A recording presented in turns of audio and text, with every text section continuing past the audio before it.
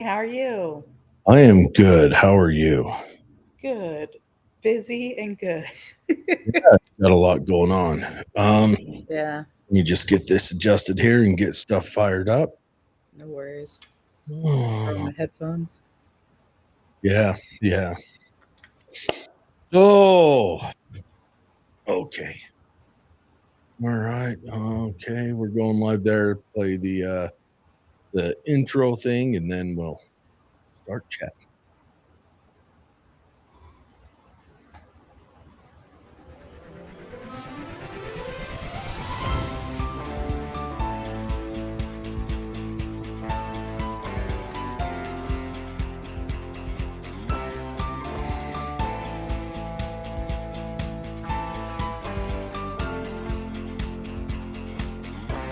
Live from Utah's Wasatch Front, the pulse of the Mountain West, where the issues that shape your life meet the truth that sets you free.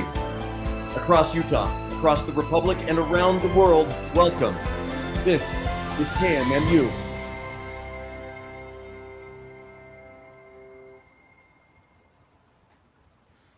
All right. Thank you, KMMU. So hello everyone. We have Katie Adams Anderton on. She's a good friend of the show. I like to bring her on to open up my perspective a little bit. She is not a progressive zealot, but she can offer the centrist view from the Democrat Party like nobody else. But before we drift into that, Katie is also an ambassador for like the American Cancer Society and all the cancer research, and she gets up there and she fights for all of us at the state capitol to ensure that cancer research gets the best benefit that it can get from our society. So I want to just offer a few minutes for Katie to talk about the latest pushes they have going on and to let you guys know how you can help if if you're looking for a place to a good place to put your money.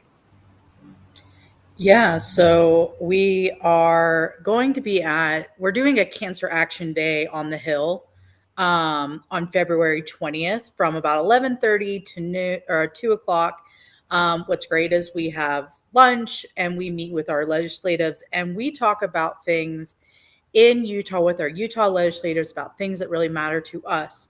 Right now, what's ongoing is typically every year we work with legislatives to get bills that might be beneficial for either cancer research, cancer prevention, those kind of things. This year, what we're really working on, and we're very grateful to be working with Representative Tyler Clancy. I think he's in District 63 of Provo. Um, Taxes, and Jared's going to hate this, taxes on tobacco have not been raised in 16 years. And the thing is with tobacco raises we found across the nation, it tends to be the best deterrent for especially young people from partaking in certain tobacco products. And so that's kind of the goal this year is to kind of get that in addition to it's, Do yeah, go ahead. kids still smoke? Vaping. And the hard thing is So how the does a tobacco tax apply to vapes as well, or only vapes that contain nicotine?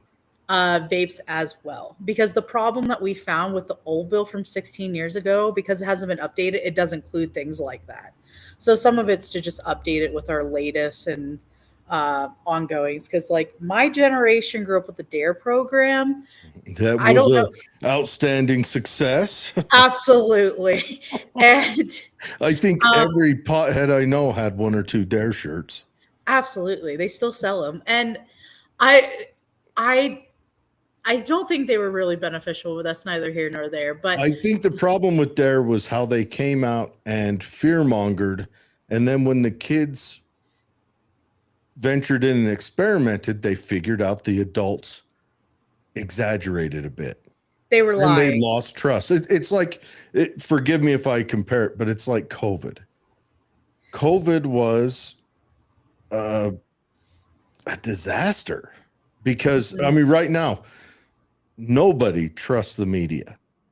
Nobody trusts any of that because instead of them sitting back and saying, you know what, we got this possible new information and it might be beneficial for us to look into it for a minute, they just hammered down on whichever side they were on. Right.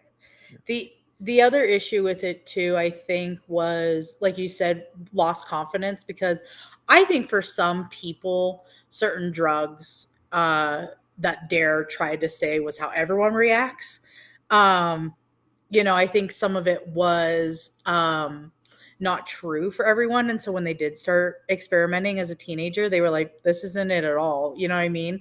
The other thing was Dare also led us to believe that these shifty characters were going to offer us free drugs at some point, when in reality, we should have been learning like more, hey, your mom's Adderall prescription or your sister's Adderall prescriptions, like that's still abusing drugs. You know what I mean? I think it was mismanaged. And I don't know if it could have been managed better.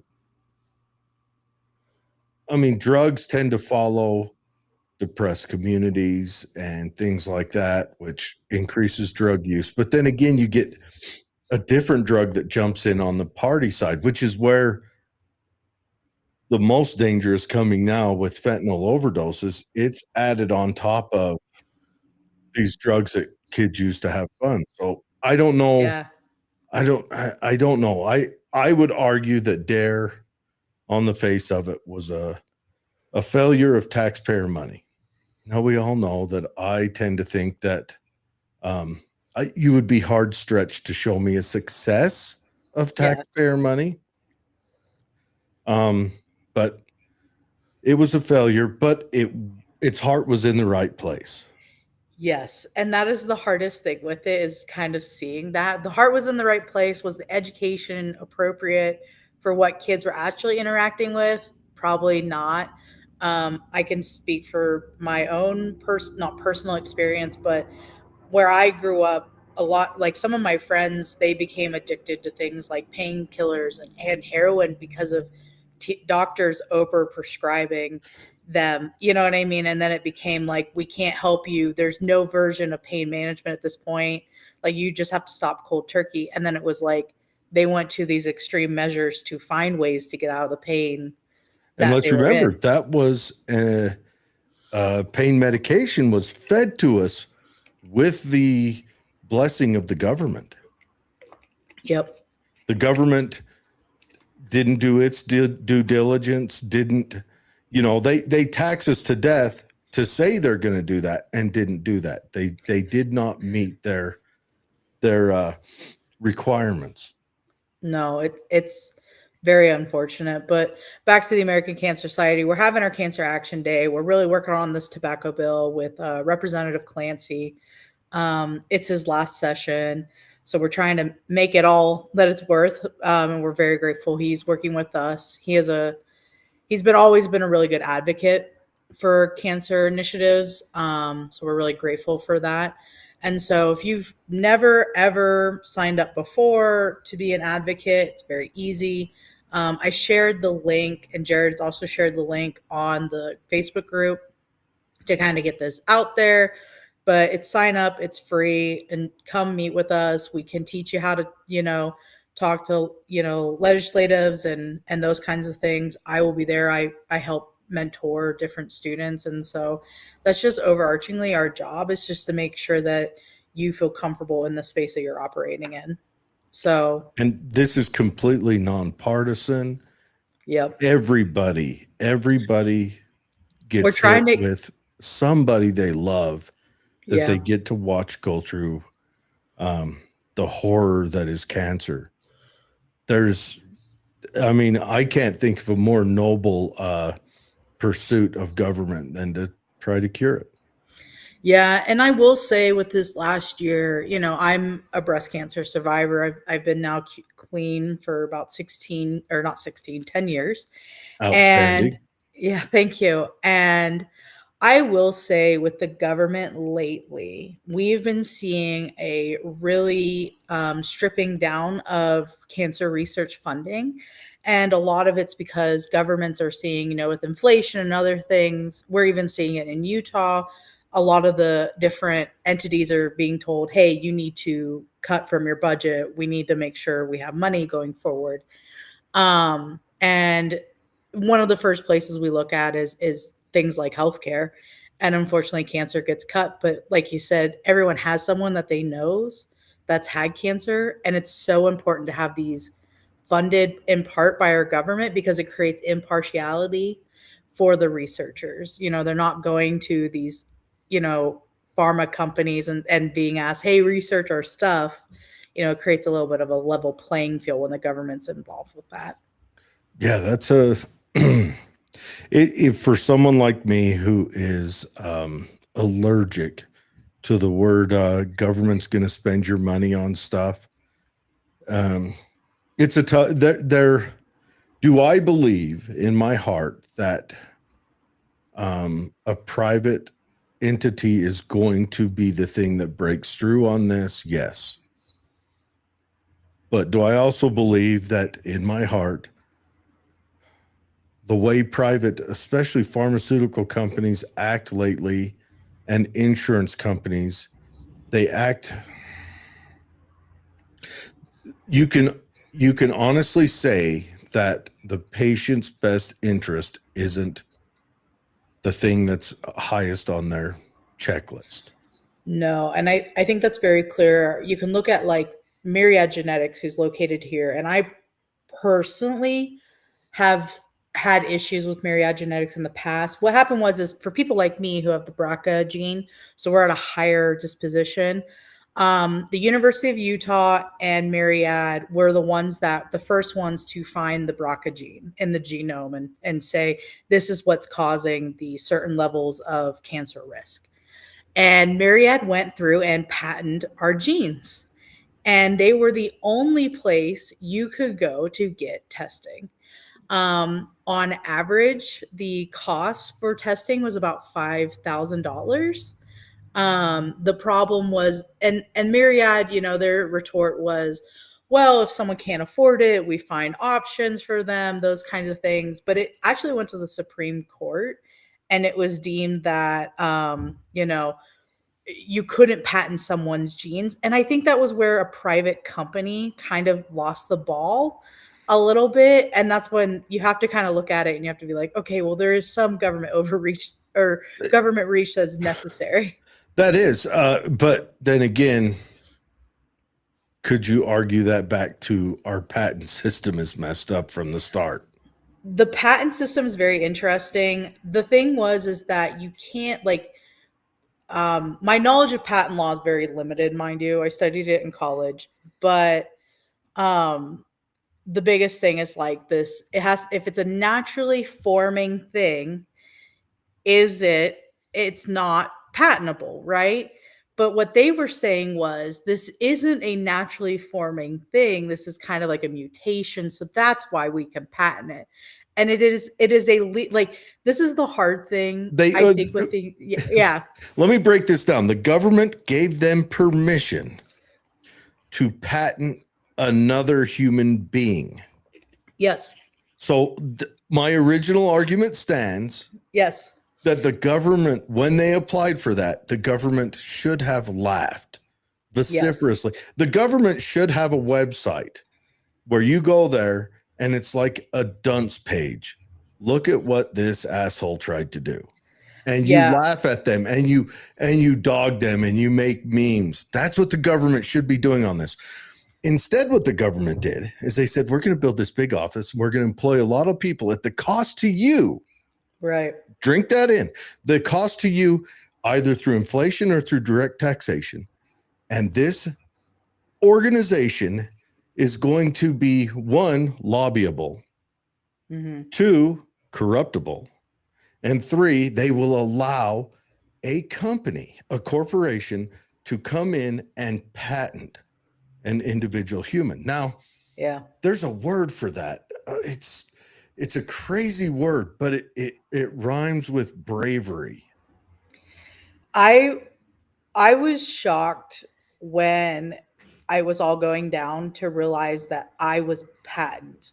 Like, take that into consideration. Like, Drink that in I for a minute. is yeah, I am a patent. I was a patent for a company. Like, a part of my DNA was a patent for an organization. And like that is the hardest thing sometimes to kind of swallow Yeah. is like You because belong to me. yeah, it's weird. Like it's utterly strange to know that's what happened. And luckily the Supreme Court ruled in favor of people like me and they're like, "No, you can't patent Well, this." they ruled in favor of humanity.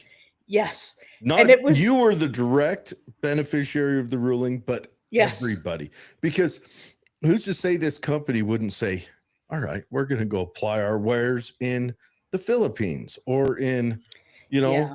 some other island country where maybe they don't have such strong protections, but we'll patent them over here. Yeah, and use US patent law to protect them. The other thing that really made it nice was Myriad was about $5,000 per test. Once they lost the patent, the cost went down per test.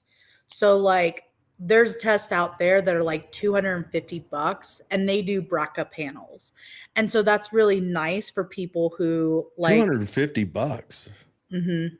And see, I would be fine if the government came out and said something like, we are going to do, the government will pay for BRCA panels on any of those who want to have it done. And you're going to have people who say, no way. But if you want to have it done, if you've got a history of cancer in your family, jump on that. And the Seriously. hard thing is like I have a relative, she's married into my husband's family. Her grandmother died at very young of breast cancer.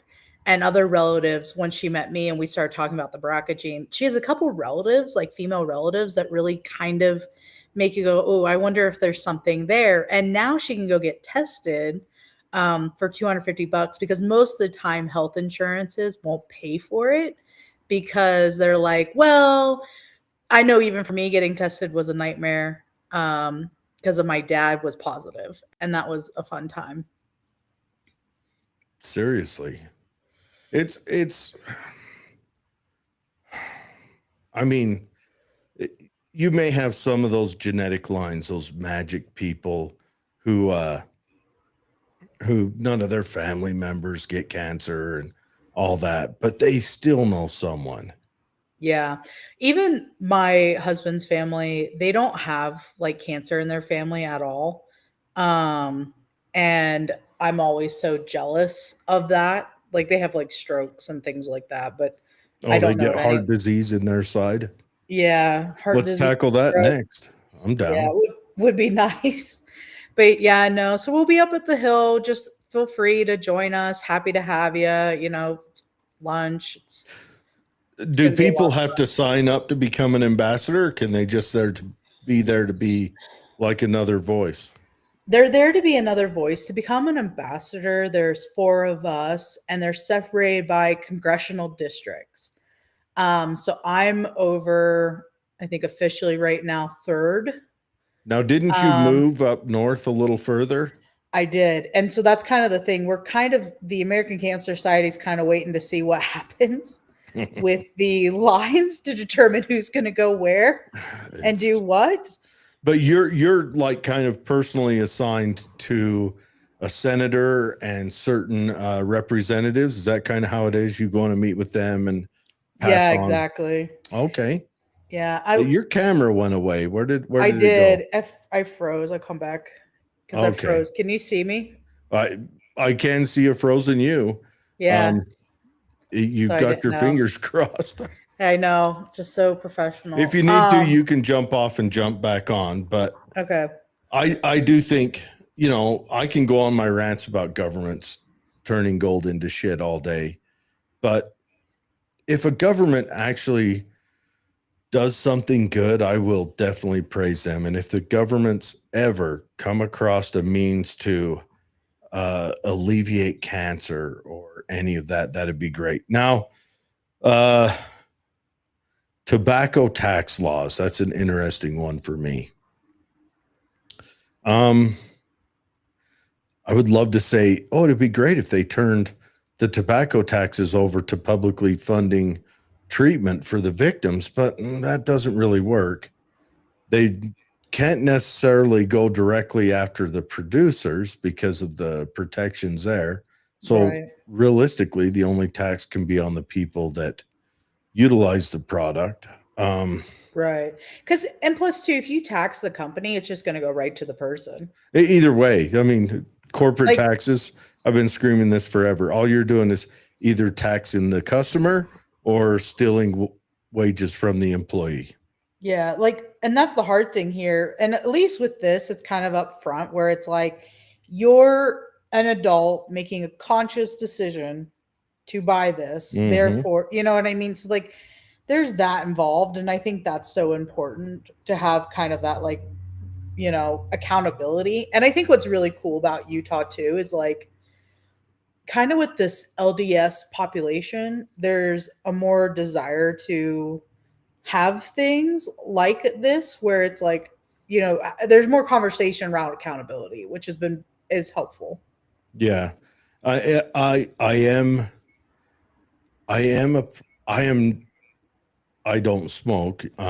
I use the fake chewing tobacco, but I am someone who,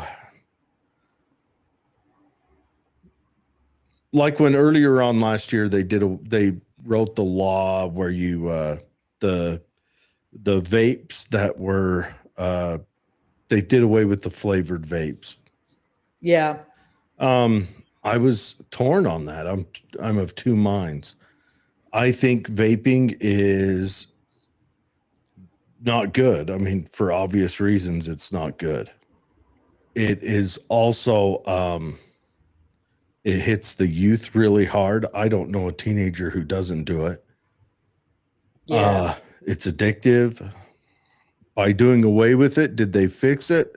They made it maybe a little harder, but they also opened up a black market now where these vapes sell for twice as much underground and people are making a living off of driving to another state and bringing them back. Right. And I don't know if it's a good thing or a bad thing that an enforcement arm hasn't been set up for it. We saw during Prohibition that was an utter failure. Yeah, and that's a hard thing with it all when you're making these regulations. Like when I worked for a congresswoman, she once told me that bills are never going to be 100% successful. No. And they're not also going to be 100% helpful. And that was kind of a huge lesson for me to kind of learn was those really trail mark things. And I think this is one of those things where is it helpful 100%? No. Maybe it helps the few, you know what I mean? But you kind of have, it's like a weighing system almost of what works and what doesn't. Yeah, it's tough. I mean, obviously the cleanest way to do it is direct taxation. I do believe that a sales tax is the best way to obtain taxes. The problem is governments require, especially a government as large as ours, require huge amount of money. And if they just laid on the sales tax, they would have to figure out how to make everyone rich and want to buy everything. Right. So I don't know, but I have to say I'm torn on it. I'm not totally opposed to more taxes on tobacco and adding in vapes, and the taxes will hit me on the fake chewing tobacco that I put in my mouth. I understand that, but if I had to choose the system, I'd rather that. I would hate to see an enforcement arm built up. Although, if you just tax it, I think that would have been better had they not outlawed the vapes, but they taxed it into unpopularity. I think that Right. would have been more efficient than outlawing it, because now there's word on the street is that the kids all go to these certain places in Salt Lake, and that's where they buy their vapes. And their vapes Yeah. cost 3 times more because someone's going through the hazard of going and purchasing them. Right. They're taking that assumptive risk. And the other thing is hard too is how do you tell these kids? This is something I grew up with around, real poor area. Not in Utah, I wouldn't consider a very poor area. It has maybe poor spots, but not like where I grew up.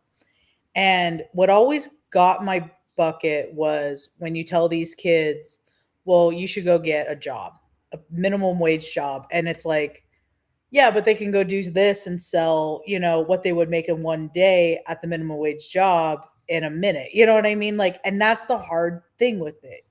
Especially when, not to lead into the hit so hard, but especially when the competition that your kid's going up against doesn't carry the same ability to defend themselves in the workforce. Right. Especially when it's a group that are making I compare it to kind of a deployment sacrifice. I'm going up to the US to work real hard for X amount of time, send the money home, and then go back home and live wealthily. So that is hard to tell kids that this is going to work out. Right. Let me refresh my thing now that. Yeah, you go ahead and refresh it, and I'll chat with Holly for a second. She's getting ready to go into a thing and do a thing. Holly, what's going down?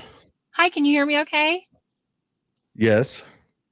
Hi, everybody. I miss you guys tonight. I'm excited that Katie's joining tonight. I'm sorry I missed it. Tonight, I am at an event in a town hall for Nicolene Peck. She is hosting, and she's going over stuff that's happening at session this year and everything that Tooele County, Tooele City peeps might care about. And I'm going to be gathering signatures for the Prop 4 reverse. So we are trying to gather signatures. Remember, you've probably seen stuff about it where the judge made a ruling, and Jared and we've talked about this many times on the show. But if you would like to give the ability back to legislature to actually represent you and draw the maps for elections and not combine Tooele County's rural community with the likes of the Salt Lake City community, which is what they're trying to drag us into and take our congressperson away, put us in a whole different district. You can come to Tooele City Police Department tonight at their community room. And if you want to just come in and sign the referendum, you can, or you can come in, stay, and listen to Nicolene Peck and get a grasp of what bills are going in front of legislature this year. And please, it's an open town hall, so you can come and share your thoughts. We welcome everybody, and we just want to hear from you. All right. So that is at the Tooele City PD. So that's on what, 100 East? Yeah, off of Utah Avenue. I could give you. Yeah. Can I? But you can go up in there wandering. On the political head trauma page, I did share on there where you can sign the petition and shared Nicolene's invite tonight, so you can get the address. It's the new police department. It's so nice. And it starts at 7. So if you want to come out and listen to your representative as well as sign this petition, you don't have to sign. It's not required, but you'll get a lot more information about it. And she's doing a Q&A later. So we welcome everybody and your questions. All right. I'm trying to find the one you shared. I'm sure it's on there somewhere. Actually, someone put a question on there that I know for sure of about where do I sign, and I posted her invite there. If you don't see it on the actual page, it's in the comments. It was one of the top ones. And I don't All know, right. am I able to move around on my phone without losing you? I don't know. Okay, here we go. I might have found it.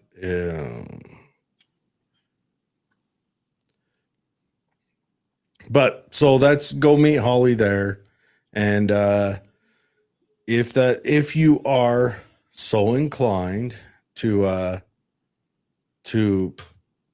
go and sign it, you want to the thing is, what I would like to see is, if you're a fan of democracy, you should want this to happen, because this at least gives you a chance to make a democratic decision on how your government works through your vote, through legislation. I think a judge doing it just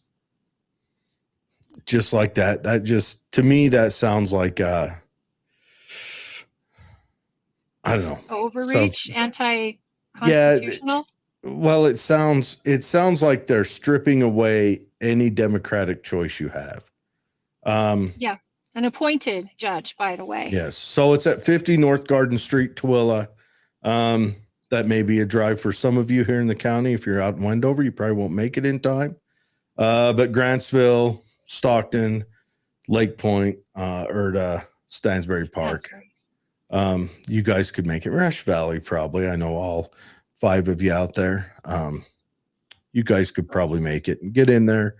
If you want to sign the petition, or even if you just want to hear what Nicolene has to say, find out, what's going on, and, or if you want to argue it, want to She is a pose the wealth question. of information. As you know, like, she's been a guest on our show so many times, and not just politically. I mean, her life has been about families and children, education, um, everything. We've touched on everything with her, and she's been a champion at the Capitol when it comes to some of the bills that a lot of legislators don't want to touch. And it's beautiful that she is so passionate. It's also great. Hi, Katie. Hello. I hope you're doing well. I'm excited for your I upcoming am. event. Yeah. Let me go That's- ahead and throw Katie's event up on screen real quick. Yeah, that's going to Um, be at the Capitol, right? This week or It next week? is. No, 20th. We have some time. Goodness, if it Okay, was this then. week, I'll scream. And this is for cancer, right? Yeah, Yes. we're going to be up there lobbying for one of the bills that we have related around tobacco tax. So we're looking forward to it. So it's fightcancer.org. And if you go to fightcancer.org, look for the Cancer Action Day, ACS Can Utah. We'll put it in the show notes Do because you it's a need whole to get thing. tickets for that, Katie? You should register. The reason why we ask people to register is we provide lunch. Oh, I see. And so it allows us to make sure we have enough food for everyone. That's a good You know, idea. This is Yeah. near and dear to my heart. I lost my dad to cancer, and Yeah. it's a lot of people are touched by it. So many, too many to count. So I think anything we can do to bring awareness and bring research dollars and get this figured out. And new with AI, we've talked about this before, Jared, is AI is potentially could be the trick that solves cancer Well, based on research and development and the ability to share all the data in one location. I mean, if we have to deal with AI, how great would it be if it could at least diagnose easier and actually cure yeah. cancer that affects I think every American?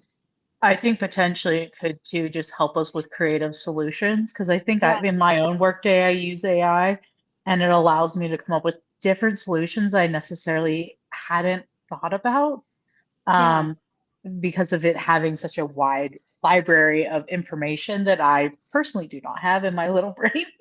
Well, and Oh, nor does yeah. your doctor, or nor does your No. doctor's network. I mean, this is Yeah. what AI, I don't know if we should call it AI, because technically it's not AI. It's an algorithm that gathers everything from the internet and compiles it and then kind of picks through. Mhm. So Except for smart There, AI. except for what? Smart AI. It's Uh, learning. well, It's kind of like It's machine learning terrifying. technology. It's but terrifying, but it is learning. but the AI, I mean, it makes it so that I don't know. I don't know if doctors use it, but they really should be using it. Just every patient that comes in with a conundrum outside the norm, they should hop on AI and say, look, I'm dealing with this. And it doesn't have to change their mind if they're pointing away, but it's just gathering more information. Yeah, As a person who's dealt with chronic illness myself, I have found that now when I get a test, if I put everything into the AI, I have not only got an explainable diagnosis based on my test that the AI gives me, but it also gives me a list of questions to ask my doctors. And it also walks me through the tests that doctors should be ordering for me and exactly what they should be ordering. So now I'm walking in fully prepared to discuss my care. And it's it's amazing. And when you think about all these doctors out in the world who are doing their independent research on willing patients who are trying to fight cancer and what's working, what isn't, holistic, medical, pharmaceutical, whatever it is, and they're compiling that data so that someone like Katie can go in and see it all in real time is, to me, phenomenal. Phenomenal. It really is. It's pretty much. Now there are some places where it falls short. I'm sometimes Legal have a advice. rough time getting, like, because it gathers all the information from the internet, it can fall into biases on certain things. But I think when it comes to general stuff, it's probably one of the greatest tools we've invented as man. We just need to start using it. Yeah, Well, and we're sorry, go sorry. ahead. And we're seeing some states really try to address the biasness and having a more forthcoming Texas, because I do privacy law and compliance.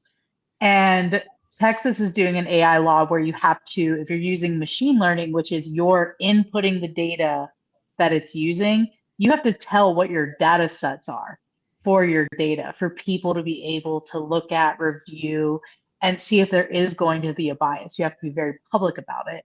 So I think, and the hard thing with it though, right now is legislating it and coming up with these basic rules because it moves so quickly. Because, like, I've seen bills that are already outdated and they've only been put in for like 3-4 months ago to be heard. And I it's just already just It's gone. moving so fast. I It's so just fast. saw that Utah is one of the first states that's allowing AI to do refills Yeah, on number one, I think with medication the Oh, first refills. one. really? Yeah. Yeah, and they have to get the initial like prescription from a doctor, and they're careful on ADD medication, pain medication, but the other medications, the AI, you go in and you put all your medications in your doctor's name and everything, and the AI has been 99.9% match on what other doctors will do for refills, and it's double checking your medication doesn't conflict with each Ooh. other or cause different side effects. And then if by chance the AI has a question regarding the medication, then they send you to a doctor on the phone, a free video call to talk with a doctor regarding your medication. So, I mean, this is Utah is the first, I believe. I don't know if it's the only, but I mean, I it's pretty think they're interesting. the only, I think they're the only ones right now, but I could be wrong. And I will say whenever I go to conferences that are outside of the state, and people hear I'm from Utah, like, to talk about us being a leader in tech and is always just a really proud moment for me personally. Because we tend to be a leader because we have a lot of tech here and we're really trying to work with the tech companies to come up with solutions that make sense for them, but also for consumers as well. Yeah. Well, that's good. And I mean, it's the future. It's going to be where we go for so much in the future. It's bound to happen. Can't avoid it. Writing has been invented and now we get to live with it. So, Holly can't hear us. oh, well, now we can talk smack on her. She lost her thing. Okay. Now for the fun subject, if you're Yes. ready. I saw I didn't know what we were talking about tonight, and then I Well, saw I it and I was hadn't like, planned on.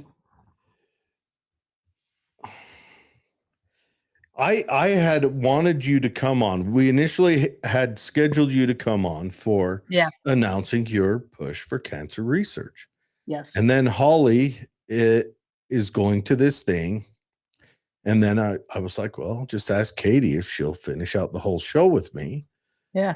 But the outstanding part of that is that Katie finishing out the show. Now with me, you get kind of the crazy, I am definitely more on the right side For sure. notion of stuff. And Katie is a centrist Democrat. She's definitely not, you're not like a crazy left progressive by any stretch of the word.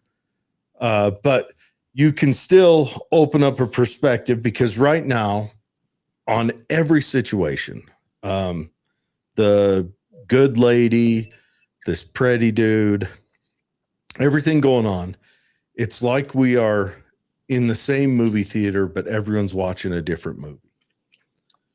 We're seeing everything different. And I have my own crazy opinions, and I'm very familiar with firearms and semi-familiar with actual tactical operations and law enforcement and that. So that gives me a different outlook, but you also get a different outlook. And there's also the natural inclinations that come with. I'm one of those who kind of believe political parties, you're kind of born into it. You're born with the inclination for which political party you end up in. I mean, honestly, right now we have I would argue we have at least 9 political parties. They just all coalesce into 3. They coalesce into Republican, Democrat, and other weird flavors of independent somewhere in there. And they blend. Yeah, independent or libertarian conventions. Libertarian conventions are my favorite conventions to go to because of the crazy like two sides going on. That's my favorite. Well, libertarians are wild. They drift across a spectrum where both of the major political parties have kind of coalesced. They both have their extremists in them. Mm-hmm. You know, on one side you have an extremist who's racist and crazy, and on the other side you have your extremist who's racist and crazy. It's just their different flavor. Their expression is the opposite way. But I do think you're born with it because it comes with, they both kind of come with a flavor of kind of where your elephant, your rider, mostly your elephant lies and then your rider justifies. Yeah. And I think for so many of us too. Sorry. No, I'm going to head out. I'm sorry. Okay. I don't want to interrupt you. This is a you're great good, Ollie. You just conversation. hop back on if you can. If we're still everybody, here. Come out and see me if you want to sign the petition. I'll be at the Twilla City Police Department, and we're doing a town hall with Nicolene Peck. So come learn about the bills going on at the Capitol, and come and say hi. And then, stay on tune with the show, though, because leave your comments and your likes and share it if you have somebody that you would like to share our show with. We sure love you guys. I love you both. Thank you for being on tonight, Katie. Love you too, Holly. We'll talk to you later. Okay, bye. But all right, so we have these inclinations, and right now, was it Jennifer Good? That was her name. Am I correct? It was something. I believe so. Something good. Yes. That. Jen Good. I think. Jennifer Good. That incident was obviously horrible. No one wants to see that happen, but that one has an easier to explain justification for the use of force. Well, I think with that one too, the video. This is the craziest Renee Good. This is the craziest thing we're living in the time frame we are. Cameras. You know what I mean? It is so much harder to have, like, something you learn when you're going through criminal law classes, right? Like I did. Witness identification of people or what happened is not very reliable. No, it actually carries very little weight in court. Right. And I think we're now seeing where we went from being a socially like a, well, this is what, Tim Bob saw on the, this day. And then it's like, but now it's everything's video, right? And I think what was hard about the Renee Good situation was the fact that how the one camera video that I've seen doesn't angle it very well to see how close that agent that was in front of the car was. You know what I mean? You can watch his body cam. He was a good initially walking around. He was like 2 feet away, moving to the other side of the vehicle. Everyone argues you're not supposed to walk in front of vehicles and that's all in the weeds. And then everyone says, well, you could clearly see her wheels were turned away, but he couldn't. Because when you're in the front of a vehicle, you can't see which way a wheels is turned. All you see, all he would have heard was tires spinning out, and that vehicle comes at him. Right. That's all he would have heard. Now, so that's where I'm not going to go and say she was trying to hit him. I honestly don't believe she was. I think I don't either. She was a moron in the snow. And yes, they were trying to agitate ICE. No one can argue they weren't. You don't pull down a street where they're doing operations and then turn sideways on the street, causing kind of a minor roadblock and without trying to agitate them. And then one person gets out. Had they turned and did like the 3-point turnaround and left, you could argue that they were there to agitate, and that's fine. Well, that's not fine. I think there's an appropriate way to protest, and there's inappropriate ways to protest. January 6th, inappropriate way to protest, right? Yeah. You don't go getting reckless. I think the best move, if the left, right now, both sides are trying to bait the other into hazard. That's very clear. Yeah. Because we're heading towards civil war. I'm just going to say it outright. We're heading towards completion of this great experiment, which is what civil war will be. It will be the end. Party over. Mexico was at one time, we were the third world country to Mexico. How's Mexico doing today? And that's because they had a civil war. Yeah. And I will say too, the hard thing is I don't know as an outsider, and I think people are trying very hard to be expert of things that they are not. Mm-hmm. I don't know how ICE agents are trained. Personally, I would love to know. I would like to go into that. I would like to go into that. They made a call for ICE agents where it was kind of this public call. Hey, everyone come in, sign up. You can make, however much money a year and whatever. And we'll do an accelerated training. All of that, I think, is a failure on our current administration.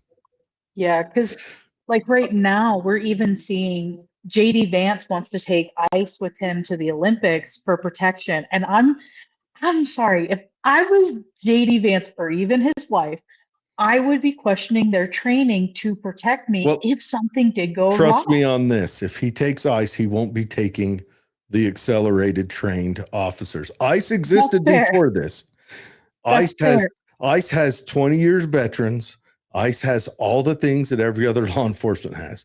I promise you, they will be selected. The reason I think he wants to take ICE is because it is an attempt to try to positively boost the administration and ICE at the same time.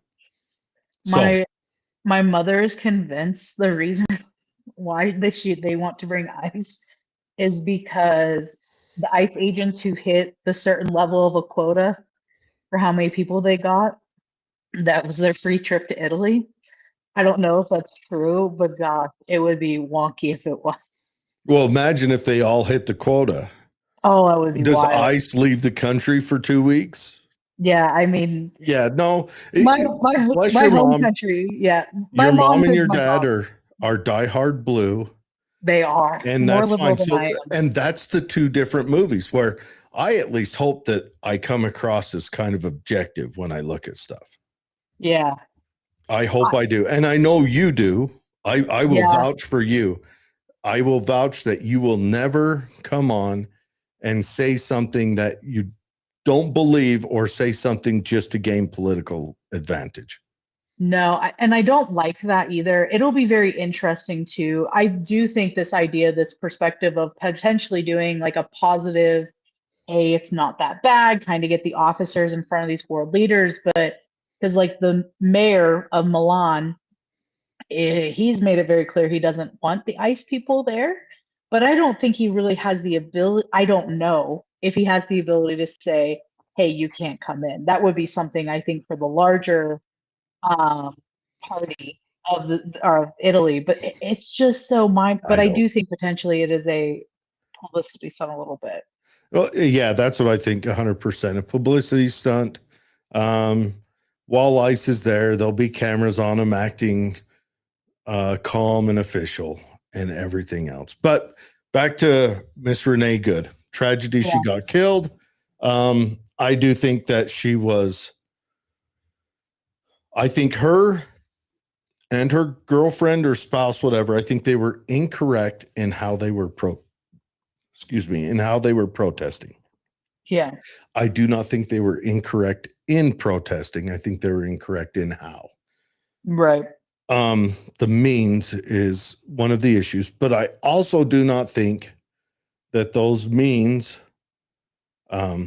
was an automatic death sentence.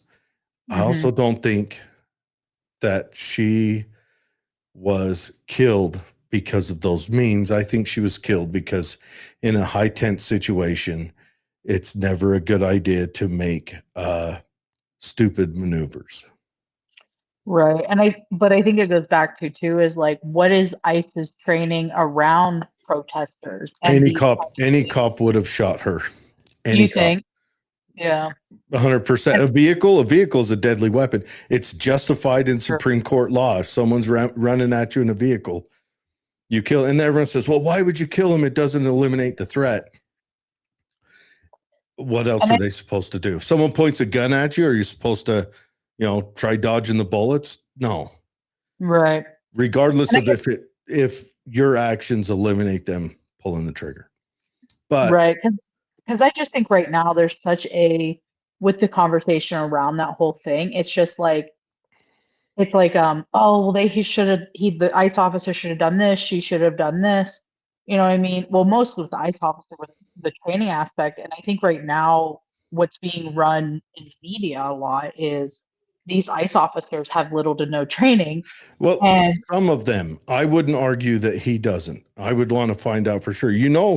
That very ICE officer was dragged by a vehicle 6 months ago. Dragged yeah, by and a see, vehicle 300 feet and hospitalized.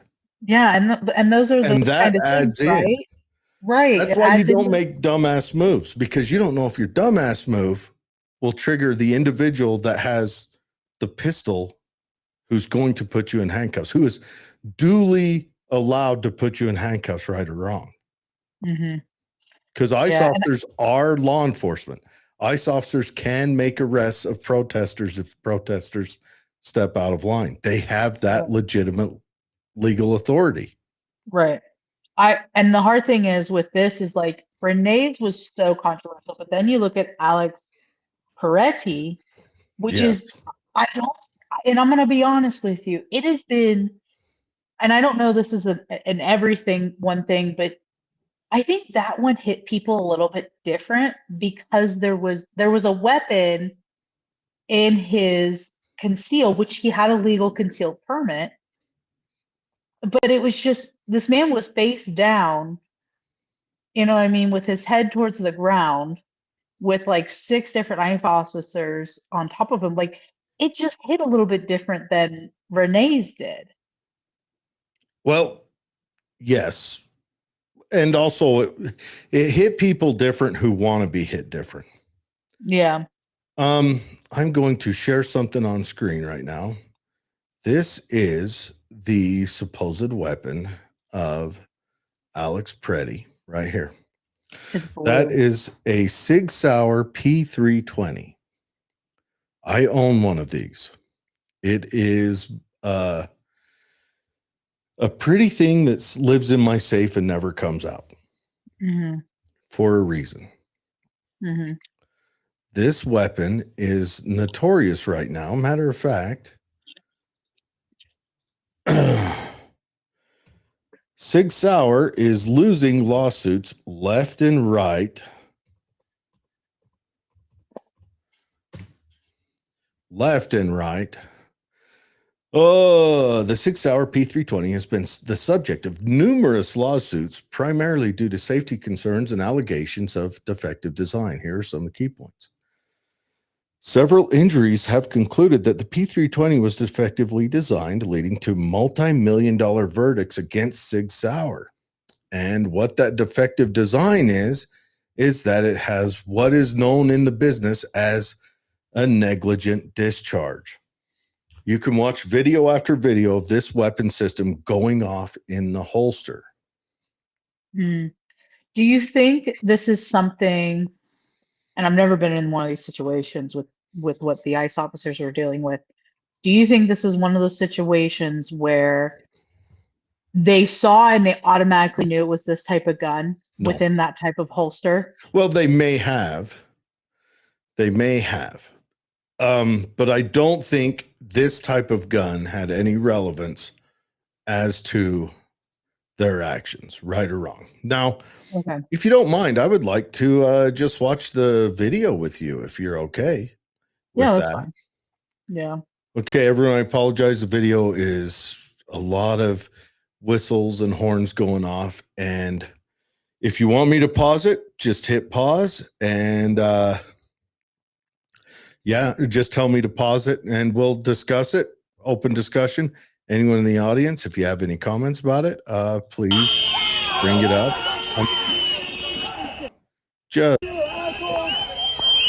Yeah, you see that right there? Yeah. Okay. First argument I've got is, okay, so the officer, I don't know what led up to that officer shoving that individual. Yeah. I honestly don't care. That is, let's say if that person's in traffic and about to get hit, shove them. But other than that, you can approach that situation more effectively. Or if you're going to place that individual under arrest, do that. But you don't just start shoving someone to the sidewalk. No, I'm I going to say agree. that outright right now. Okay. And then there's Alex Pretti there in the brown. He hits him, sprays him. The officers are gathering up. That first officer did that push. I would have him on street duty. I would have him driving a desk at the most. He overreacted. That's not how you deal with it. Now, about the masks. I'm ambivalent on the masks. I'll say that right now. I'm ambivalent. And the hard thing is the mask thing, couple thoughts. What I will say that couple things. One, him automatically just going straight to pepper spraying and everything else, he keeps escalating the situation. Like it's already tense there. You're and like officers, my brother-in-law is going through the academy right now, and he talks a lot about the training they get as officers to de-escalate. Yes, she's there yelling at him. He couldn't have walked over and said, "Hey, let's walk to the sidewalk." Right. And we will, you can yell at me. Have one officer that has thick skin, you know, kind of self-assured in himself, go over there and just take the abuse. Just allow them to yell at him. Right. That's a de-escalation. Yes. And the other thing with the mask situation, what I don't like personally is right now, you don't have badge numbers, you don't have masks. Like if you go to a cop and you say, I want your name and badge number because you want to file a complaint, you can do that. It's harder in these situations 100%. to really nail, these ones that are causing real issues. 100% I agree.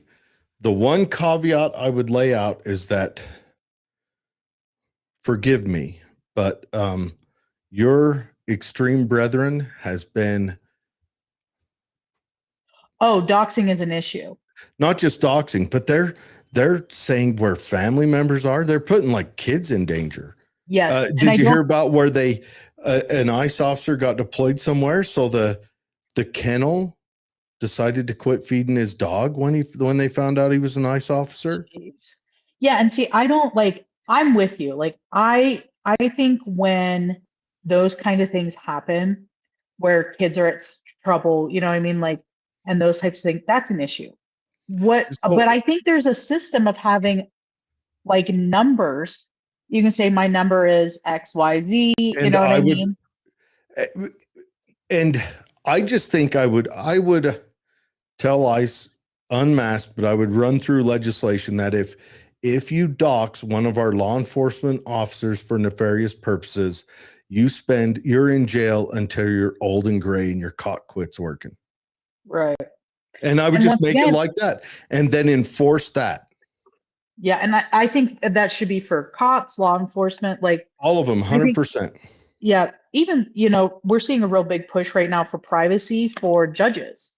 Well, there was the Supreme Court judge that the guy went to go kill. Yep. Well, and there was another guy, he killed the judge's son. It's called Daniel's Law. Yeah. Daniel was killed because of his parents' ruling. Yeah. So we need to enforce laws that make it so that I almost want to make it so that if you're a political actor and you abuse stuff, you have this, you're going to be really old when we let you loose. Right. And I don't even care if it's a political actor. Like, I have an issue with doxing just in general. Like, I'm not a big fan of it. I think because the problem is you're not just doxing the adult, you're doxing their relatives, their kids in the house that did not ask to be, associated with this person. Yes.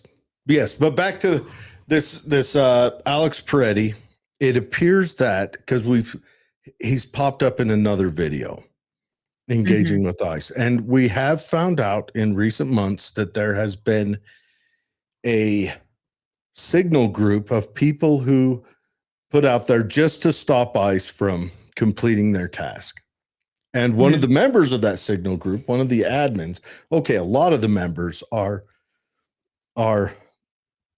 individuals in Minneapolis government, but the lieutenant governor is also a member of that. So I think that's where we start pushing up towards a line of, is she acting as a Jefferson Davis? You know what I mean? Yeah. But that's scary. But I would like to get into that a little more later, but I want to finish this video and tell you kind of my thoughts. So you watch it. They all gather around. Somewhere in there, they're called gun. They gather around and start trying to disarm him. You're going to see this guy in the gray jacket. He's going to take the gun. He's going to peel away. Watch it close. Bam, right there. Okay. All right. We're going to go back real quick. Just a second. Was it the guy that shot the woman that did the shooting? What's that? Was it the guy? Was it a different person then? No, he disarms him. He gets the gun to go away, but you see him, it looks like while he's carrying the gun, and if you were to zoom in on it, while he's carrying the gun, it looks like it has a negligent discharge.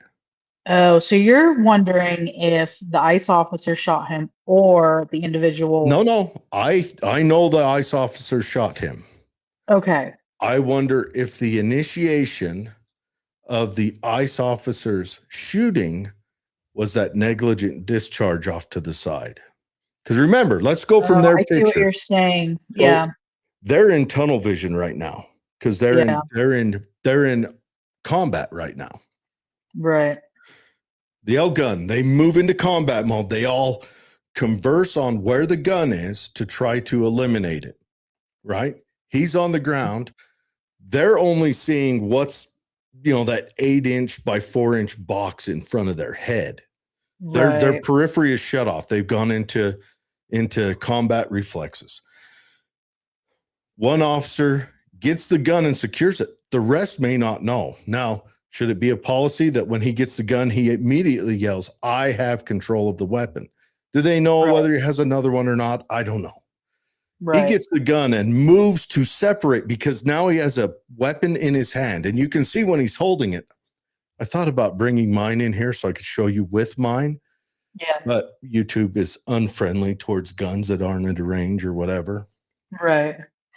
But he's holding it so that the trigger is here, but he's got full palm on the hand grip. So he's not touching the trigger. This gun is notorious for negligent discharges, including in the military. This is the military's weapon now too. 6 Hour likes to use their customers as R&D. It's terrible. But he's holding it and he's running, and you see him, it jerks, and then he kind of jumps. At the same time, you hear that gunshot, and then you hear all the other guns go off. Right.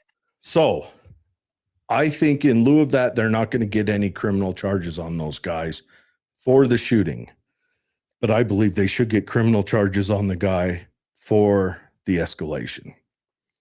Be it light criminal charges, but I think that escalation, when he first starts shoving them and then just pulls out the pepper spray and starts hitting them. Granted, I don't have the whole picture. I would like to know why. Why was he shoving them? The hard thing is, though, that would be curious. And I think for me as a moderate, would it be nice for some criminal charges with this, especially with the escalation aspect? Yes. What I personally would like to see more is policy changes. Sure. Policy changes, because like you're saying, you know what I mean? If that gun notoriously, has an issue with, accidentally firing, and, that guy jumped and then they all started doing their thing. Like you said, he could have said, I have a gun, you know what I mean? Instead of, going, and not telling them and then seeing it through that, that box, as you're saying. And that's the thing is, like, I work in the legal space, right? The hard thing with criminal charges with this is I don't see it being realistic too, because I think right now you're gonna have to fight an uphill battle with immunities for these officers, if these officers do or do not have immunity. Because I think you're going to see states start pressing charges on these officers. Outside of that, we're moving into a very ugly space nationally. Yeah. I mean, look at what the Democrats did to Trump. They kept trying to drag him into court for every other thing that they could. 34 charges off of one instance because they figured they could. I mean, there's a reason they lost, because they overstepped their legal bounds. Right. And I think that's become the game lately. I think the Republicans are going to play it too. Well, they have. You look at like some of these people like Letitia Jones. Well, that's the response. That's the response. They're doing they're getting Letitia James for the exact same thing that she went after Trump for. She was doing it while she was trying to convince someone of doing it. And that's the hard thing, is this tit for tat right now. And I think what is so unfortunate is I think majority of Americans agree. I think at the end of the day, we all agree. And I think the higher overlords have this fighting to the point that everything feels like it's rocket fire hot and no one feels safe. I think it's the extremes are the ones doing that. I think the moderates agree. You and me agree on we had too much illegal or even undocumented immigration. What I mean by undocumented is under Biden, he made it a policy to just let them get away. Don't even get their name. At the same time, he's locking us down for COVID. He's letting just random people come in and wander about, which is a lot to think about. And I don't know how far you agree on we need to reset that scale a little bit. I don't know how far misaligned we are there, but I think we both agree that we want that scale for the average immigrant who came here and committed no violent crime to be reset humanely and kind of civilized. You know, we want them to, okay, you came here illegally. We're going to write down your name and we're going to send you back to your country of origin. And kind of a no harm, no foul situation this time. Do it again. Right. And, you know, or if you have a track record of doing it, then maybe, you know, we'll make it so that we will not allow a visa for you to come back into our country, period. Well, and I think it speaks largely to the fact that we need better immigration Oh, we do. policies and guidelines because, like, I can tell you from what I've seen, you know, I have a family friend who has been deported back to Canada for a speeding ticket she did not know she had. It was one of those like capture on the camera because in the East Coast they do that a lot. Didn't even know she had the speeding ticket until she was deported. And that's an unfortunate thing. You know what I mean? She's has luckily, you know, attorneys, but it's those kinds of things. Like, why are Well, we deporting someone who has a speeding ticket? but what I want to know, she was deported for the speeding ticket, or was she deported for an overstayed visa? The speeding ticket just. Speeding ticket. She had all of her papers. She was fine. She Then was how did in the state. what was the cause to deport someone for a speeding ticket? I will say she did leave the States, had tried to get back in, couldn't get back into the States, and she was on the ICE list, and they said, you can't go back. So she can't go home to her family because of See, the speeding ticket. By nature, I'm an open borders person. Yeah. By nature, because I believe that open borders cause more innovation, which we're standing proof of that. But I also, like Ludwig von Mises said, I recognize that we cannot have open borders in a welfare state because one will consume the other. I mean, look at the Somali immigrants there in Minneapolis. Is the reason ICE is there because under COVID, a whole bunch of welfare systems were built up, and they, as a community, got in and said, this is a way to get rich, and they abused it. There's an argument about, though, the hard thing with that, though, is where I see it is like, but who are the people ICE is going after at this point in time in Minnesota? I think ICE is there as a show of force. I do too. It's 100%. It's 100% red meat for the Republicans who got up in arms when Nick Shirley found all that fraud. That fraud is definitely happening. They have been investigating it. I do believe Tim Walz is, how do I say this gently? I believe Tim Walz knows about it and accepts it because he gets donor contributions from it. I believe the same with Ilhan Omar. It is what it is, but it sounds to me like a lot of those investigations ran up to the head of the governor's office and he shut them down from there. Yeah, and I would be curious because there's a lot of these are investigations that have been going on for years. These aren't new. These aren't investigations that started a month ago. Right. And my curiosity with someone like this individual, and this is where I have a problem, is trusting this person that's doing this research to be honest. Because I think so much right now it's just this clickbait thing. And it's like, have you watched his video on it? Very little. I've seen bits and pieces, but not enough to be like, okay, I'm getting it. You know what I mean? Like, if he's going to the buildings and one of his questions is, I want to sign my kid up for your daycare, and they're like, oh, we don't do that. Yeah, and see, that's strange. But once again, like, I get worried about doctoring of videos when it comes to stuff like that. Like, it's like, What about the local news affiliate that 10 years ago did the exact same thing Right. And they might, you know what I and mean? found They the might have, same conclusions? right. And I'm not disagreeing that it's not happening. My more curiosity is what type of, when you do an investigation in my line of work, you have to be non-biased and be Well, like going in there with a purpose. You know what I let mean? me And ask you a question. yeah, In your line of work, does your investigation have direct outcomes where what you say is the decision? it can be, yes.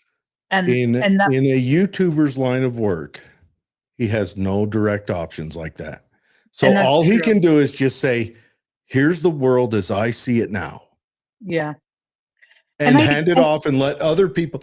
Now, why hasn't Minnesota been able to come out and say, no, here's our records of this? Because what Minnesota Right. did do was come out and say the day after, oh, the Learning Center had their license revoked, and the Learning Center. And the day after that, the owner of the Learning Center came out and said, oh, no, we've got lots of kids here. I don't know why you're coming after us. So break that one down for me.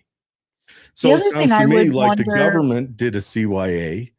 The owner yeah, came out and did a CYA wearing his, $3,000 glasses. And then there's also, and this goes deeper, there's a lot of investigations surrounding this that I think the truth will come out to it. And I will say this when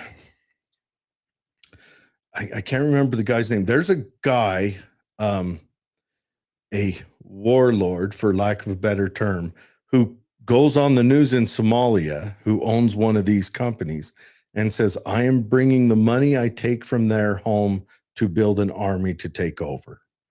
yeah.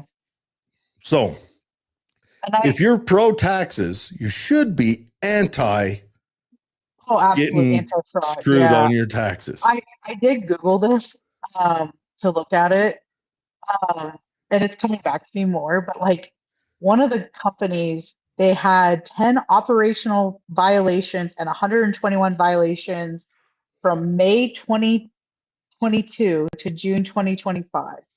I'm sorry. Like, what do you mean you had that many violate? Like, obviously they were getting audited, but like if I go, like I was just my company, we get audited for accreditations because we try to be fancy and get all these accreditations.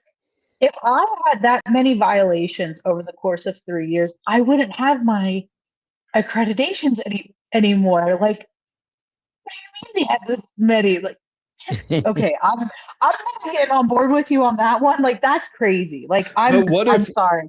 what if your political machine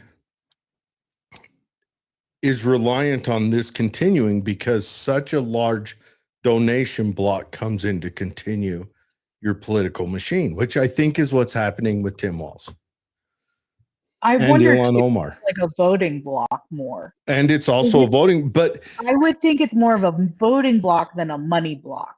100%. I mean, So, and on to a further point. I am not a psychologist, but I have enjoyed studying it in my life. And I believe when you look at social psychology, mhm. you get two types of immigrants. You get the immigrants like your ancestors that came over here to build a permanent life that they were going to be a part of. My family would be the bad choice of that for sure. Well, but those are the people who they come over to buy property, to build a house, to stay there, right? Yeah. I mean, my family always felt like they would get back to Italy, and then finally they like gave up. Mostly, you But, know what I mean, that they would never go home. But yeah, I get and your point. and maybe your family falls in the other side, but you get that side. Like my ancestors came over from Scandinavia, and they're like, this is where we live. They changed their last name to Americanize it at Ellis Island. My ancestors that came from Great Britain, they all came over.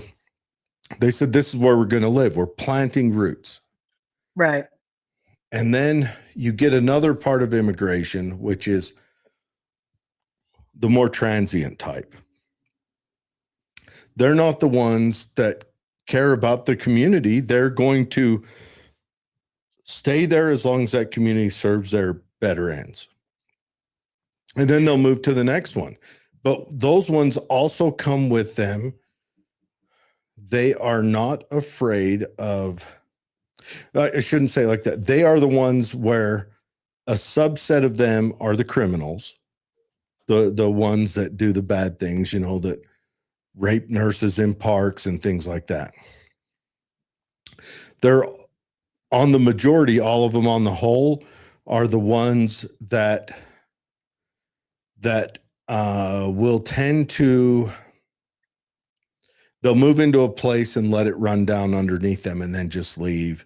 They're more prone to litter and things like that. And because they're not building roots, they don't care about what this place looks like when they leave it. I think some of it too is that I think majority of people, and I think when I say my ancestors, you know, my family was the coal mining people, and you know, what I mean, they looked at it and they were going around to the different coal mines and what suited them, and then they finally gave up and came and said, "We're going to live here." But I think the biggest thing today with the different people is purpose. What is, like you're saying, their purpose of coming here? You know what I mean? I think majority of people who immigrate to this country come with good intentions and good hearts and want to do good and to be a part of our society here. There is I don't have any opinion on whether that's true or not. I do know that a lot of money leaves the country, which tells me that those people aren't coming here to stay. They're coming here to send money back for a nest egg back home and then go back home. But even they aren't. Sometimes though it's even supporting family back sure. home. And even then, yes, 100%. Even then, those can be, and a lot of times are, a positive on the community. When I say the transient ones, I mean particularly the ones that want to just go there and use up as much of the system as they can until they can't use it anymore and leave. The ones that go there and open fraudulent businesses and apply for billions. It is billions of dollars is what they're thinking was stolen just from Minnesota. Well, and I think what would Utah look like? What would Utah look like if we had $8 billion embezzled from us? Oh, there would be riots on the street, understandably so. Minnesota undoubtedly had at least 4 billion. And the suggestion, the speculation is it was upwards and beyond 8 billion. And it's absolutely, I don't think this shouldn't be a partisan issue or bipartisan issue. This should just be, this is terrible that this happened and there needs to be some form of correction. You know what I mean? At the end of the day, like, but it what doesn't if the matter. partisan government relies on it? And that's the interesting piece that I think you would have to do. Once again, there has to be some form of investigation. I don't know in that state who is the overseer of these things. I would think the attorney general would probably be the one that's looking into it. Well, the attorney general also looks like he was in on it. It's Ellison. Yeah. Okay. Yeah, and that's the they're hard in a thing convection. If you're in Minnesota and not in Minneapolis, you've been robbed, and you're being robbed, and you're continuing to be robbed. It's funny. If you took Minneapolis out, the Democrats would hold nothing in Minnesota. Mm-hmm. But they're being robbed just the same. It doesn't matter who you vote for. You're being robbed. Yeah, and the other thing you have to remember too is that landmass doesn't vote for people. People vote for, or you know what I mean? Because that's it's very true. It's very true. Where you put a lot of people, it carries a heavier vote. And it's just, but that still doesn't negate that the guy in the upper side of Minnesota isn't like, maybe his state retirement is in jeopardy because the state lost $8 billion. Yeah. I mean, Waltz is not ready running, which is probably for the No, best. he's dropping out. this way. He dropped out because of this. Yeah. Which is honestly for the best. It is. Um, What would you say about his lieutenant governor possibly being a part of a group that uses the Signal app to try to interrupt um, immigration enforcement? I have mixed feelings because on one hand, I think it is very. I have been a leader in a political things prior, right? Something I always thought about when I was a leader. We never did protest because I did not want to take the responsibility if someone got hurt.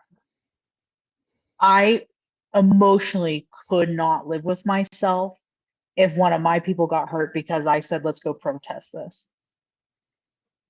So for me to hear that, it bothers me from a leadership perspective to when you knowingly know that there have been issues going on and just say, hey, this is where they're going to be at. Let's all show up. Let's do our thing.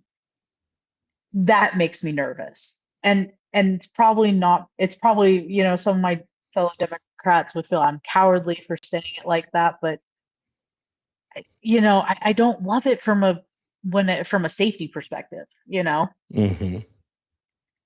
Um, the other aspect too is like, do I think you have a right to protest ICE?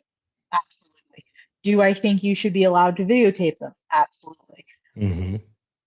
But I agree. I just wonder, for me, I'm fine with the protesting of ICE. I think I am burned out on protests that are obnoxious, yeah, but that's just because I'm burned out on obnoxious.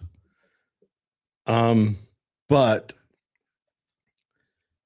my concern is if this is a kind of a ultra left underground blocking group that seems to be starting to get militant, that signals to me that one day I'm going to wake up and we're going to have declarations of secession happening. right. And I mean, Put yourself in the other shoes. mhm, Remember down in Texas a few years back when the National Guard was called in to try to strengthen the border, and ICE went down and tore down what they did. ICE was yeah, working for the other side back then. It's hilarious where ICE was tearing down any kind of border that the Texas National Guard put up. right. But once again, What if Republicans, what if the lieutenant governor down there, I forget his name, one of my favorite guys ever, and I forget his name, the one that came out and said when they started locking people down, they arrested that hairdresser down there. He put up her bail. The lieutenant governor did. And he said, I've lived a good life. I want my kids to have the same opportunity. He called it right. is it Dan Patrick? Yes. Texas, yeah, Dan Patrick. What if he had a signal group to get down there and block ICE? How would It wouldn't go well. Like, and that's the hardest thing with this is we've reached a tit for tat.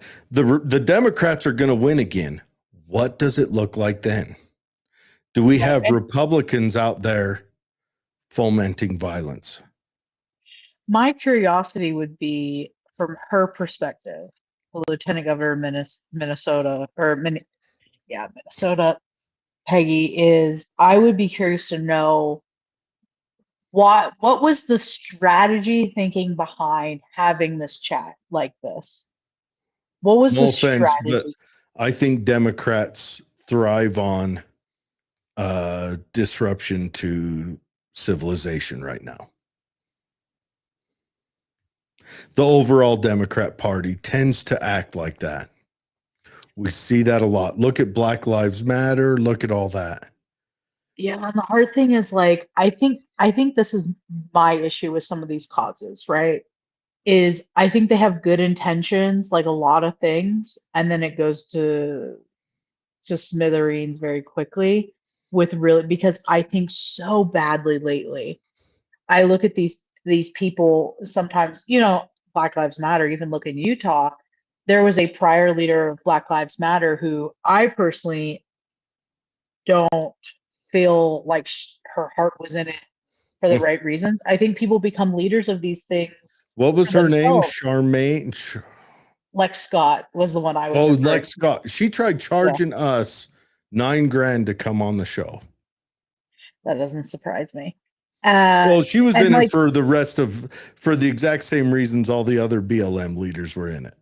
but the hard thing with it is like, do I think on its face the Black Lives Matter movement was a good idea? Yes. But I think when you get these people who are so egocentric, that's when you're having problems. And I think both parties have these people who are the problem. You know what I mean? Oh, undoubtedly. It's just one party comes out in support of theirs. I mean, I think with the Republicans, with their support of their movements, it's so hard to tell at times where Republicans are supporting them and then where they're not. Because well, yes, but the Democrats come out and openly support them.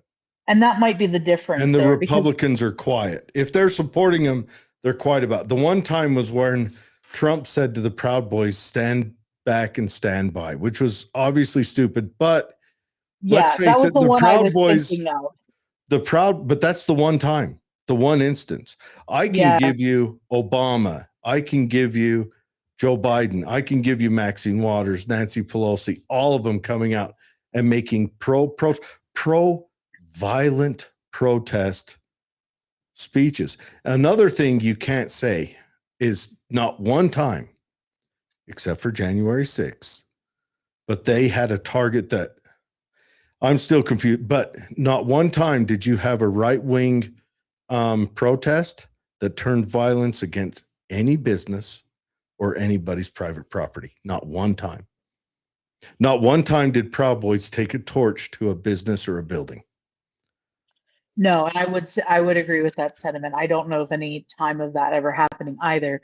My issue with it is the hard thing becomes, with when Utah had its protest here, you know what I mean? And the cop car got flipped and put on fire and everything else. And that they them was there taking a poo on it.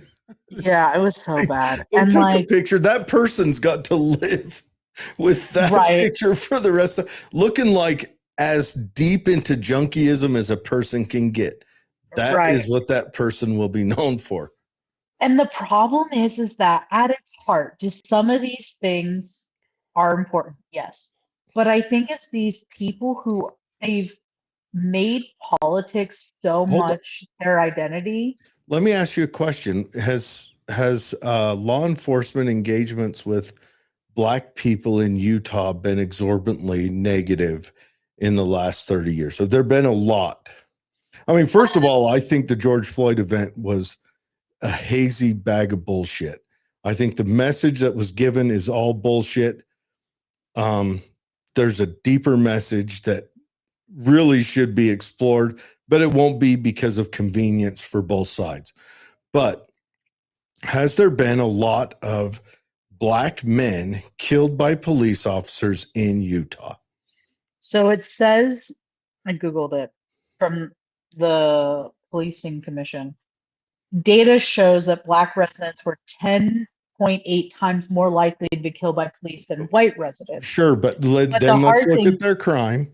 Let's look at their crime rate. Let's look at their engagement, whatever. But I want to know, can you think of the last time a Black man was shot by Utah police? The last one I can remember was he was having a mental health episode and he had like swords outside the Panda Express, but I don't remember any other time. So that being stated, why did Utah have a Black Lives Matter protest that turned violent for the tax? It turned expensive for the Right. taxpayers. Why did it have that? Because the Democrat Party, the party on the whole, wanted the societal interruption, because for them, they look, no offense, but the Democrats are willing to burn this nation down to win another election. Yeah, and I mean, I personally, I feel like once again it's these extremists. It's But like the me as a part, most people I work with in the party are not like 100%, this. And that's the 100%. hardest thing is like, because I look at some of this, like, I remember when that protest was going on, I wasn't there. I don't do protests. I don't either. I And will not. One, I carry a pistol every day. right, You're not going to find my happy ass at a voluntary interaction with law enforcement ever. no, Ever. I am, if there's a protest here, I go over there. I don't care. I don't want to video it. I don't want to be I don't want to be on stage talking about it. No, I don't get involved in that, because I'm a firm believer in don't go to dumb places, don't do dumb things, and don't hang out with dumb people.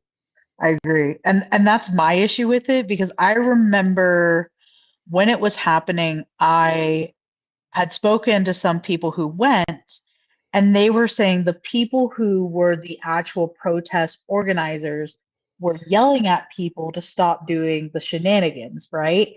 And I think at that point it becomes like the crowd control issue, right? That is such a huge Don't thing. just, And it's let's face it. Okay. All right. I know I've been disparaging Democrats awful hard because they're working awful hard at making me a Republican lately. I am a registered independent. I have voted one time in 28 years.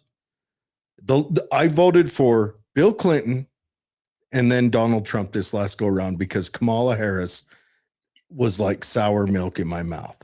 The shit her and retard Walls would say about they want to shut down free speech, that the free speech one was the big one for me. yeah, There's no such as free speech. Tim Walz said that. No, I'm not stupid. No. Anyways. right. So, and I voted for Bill Clinton because I was in the army at the time and he was the boss of the army at the time. And I thought, nah, he's my boss. I don't remember who he's running against. But, okay. I'm going to go at this gentle. Each side gets their crazies. Yeah. The Republicans' crazies live out in the hollers and the woods.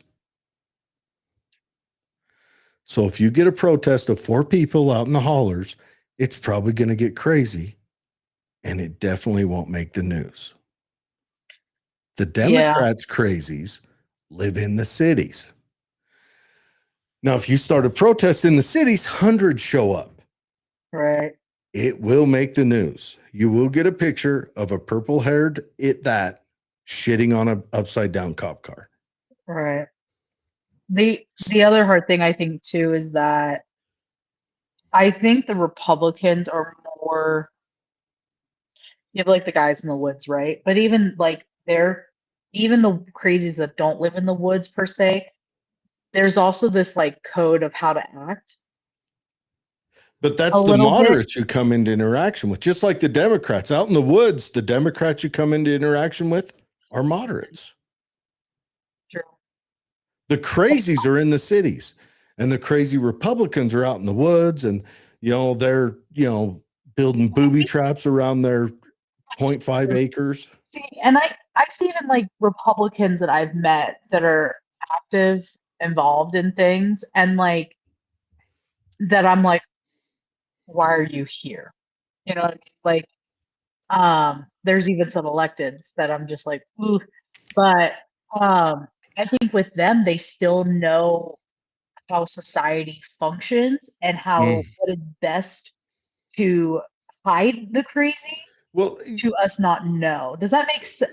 Yes, sense? that is true, but those may be people with ideals, but they're not crazy. Just like There's That's fair. Democrats in the cities with ideals. Your parents Yeah. will sit and scream at a TV and believe conspiracy theories. Yes. Is your mom going to go shit on top of an upside down police car? Absolutely not. Right? Right. And I would So agree with that. That's a very she fair may point. fall onto that just touching the super blue extreme, but she's Right. not. And that's why the Democrats are going to get a bad rap in any protest. Yeah, Because and I could see that. the Republicans, they could honestly, they they don't get madness of crowds. Crowds have a madness all their own. But if you're out in the woods and you gather your 4 nut jobs in the whole county together, they're a crowd of 4 people.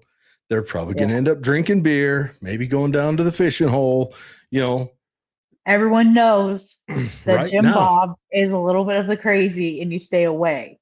Now, I want to mention we are in a flux of pendulum change. And we've talked before, I'm a nut job that looks at history, obscure history. And I remember the last kind of pendulum shifting moment when the Republicans went into retreat, not the Republicans, when the nationalist group, which most of them back then were honestly Democrats in the 70s and 80s, they were still members of the active Ku Klux Klan and the white supremacists.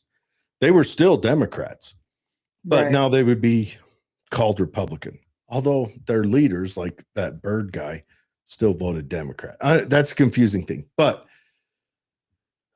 that wasn't a pendulum retreat where it was between Republican, Democrat. It was between nationalists and kind of an open internationalist idea. When they went into retreat in the 80s and they were in cities, that's when you started seeing them get into different groups and doing weird stuff. Like, have you ever heard of Elohim City? I have. Yes. Tell me what you know about Elohim City. Trying to remember. Isn't it in Oklahoma? Maybe Arkansas. But what it was a white nationalist kind of training camp.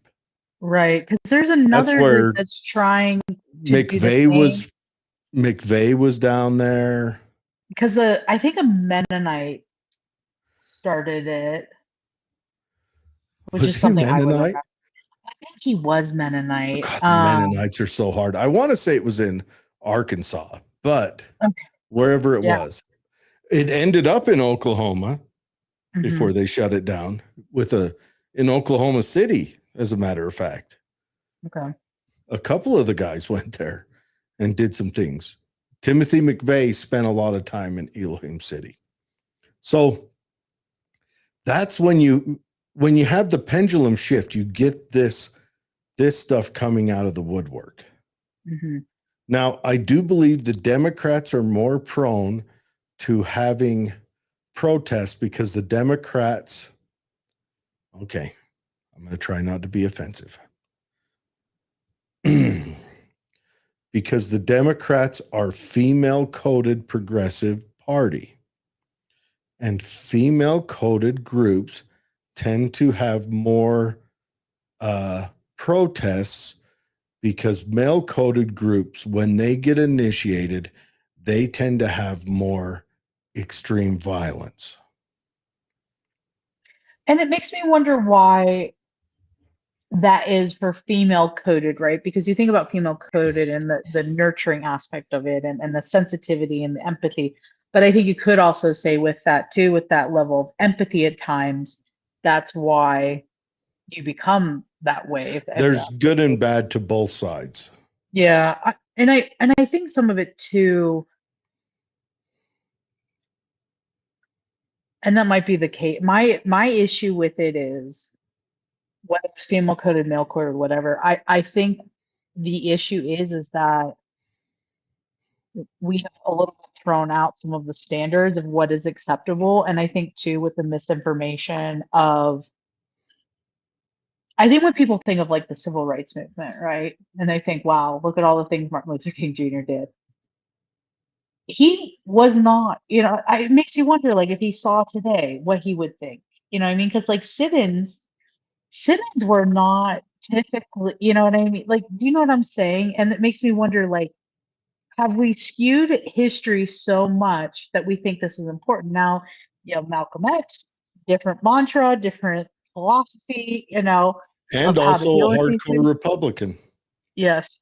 And so it's like, I just don't I think there's a lot of theories of why it is happening like this, but none of them are good. I Um, think, yes. Also, I think there's more about the civil rights movement that we don't know. I think there were higher groups that were planning and guiding that in a more intelligent way. I know everything's been laid on Martin Luther King, but I think there was more. And it was brilliant, really. Go out there and be abused publicly yeah, so that they see. And it worked. And it did. this one is not working. This one is the opposite of working, unless you are a young liberal white woman or a man who is simping for young liberal white women, and then it's working. And that's another thing I want to bring up. How coddled have young liberal white women been that they feel like they can go up and push an armed police officer who that morning got dressed to possibly go to war with an illegal immigrant? That is something. I'm mixed, right? Like my dad's mixed, and like I don't look mixed, or I'm white presenting, whatever, however they say it. What is so crazy about me is I'll never forget when my dad gave me the talk about how, and I was, he said, there are going to be times people judge you because of your skin tone or because who your family is and stuff like that. And, these people can do these things, right? But you can't. Like you yourself cannot be doing Oh, this. but you can now. Well, Well, you can't because you look white. yeah. You can say anything you want disparagingly against white people and receive no repercussions. Well, here's my issue with it is like you watch these people, like these white people that go up to these officers and they never got the talk.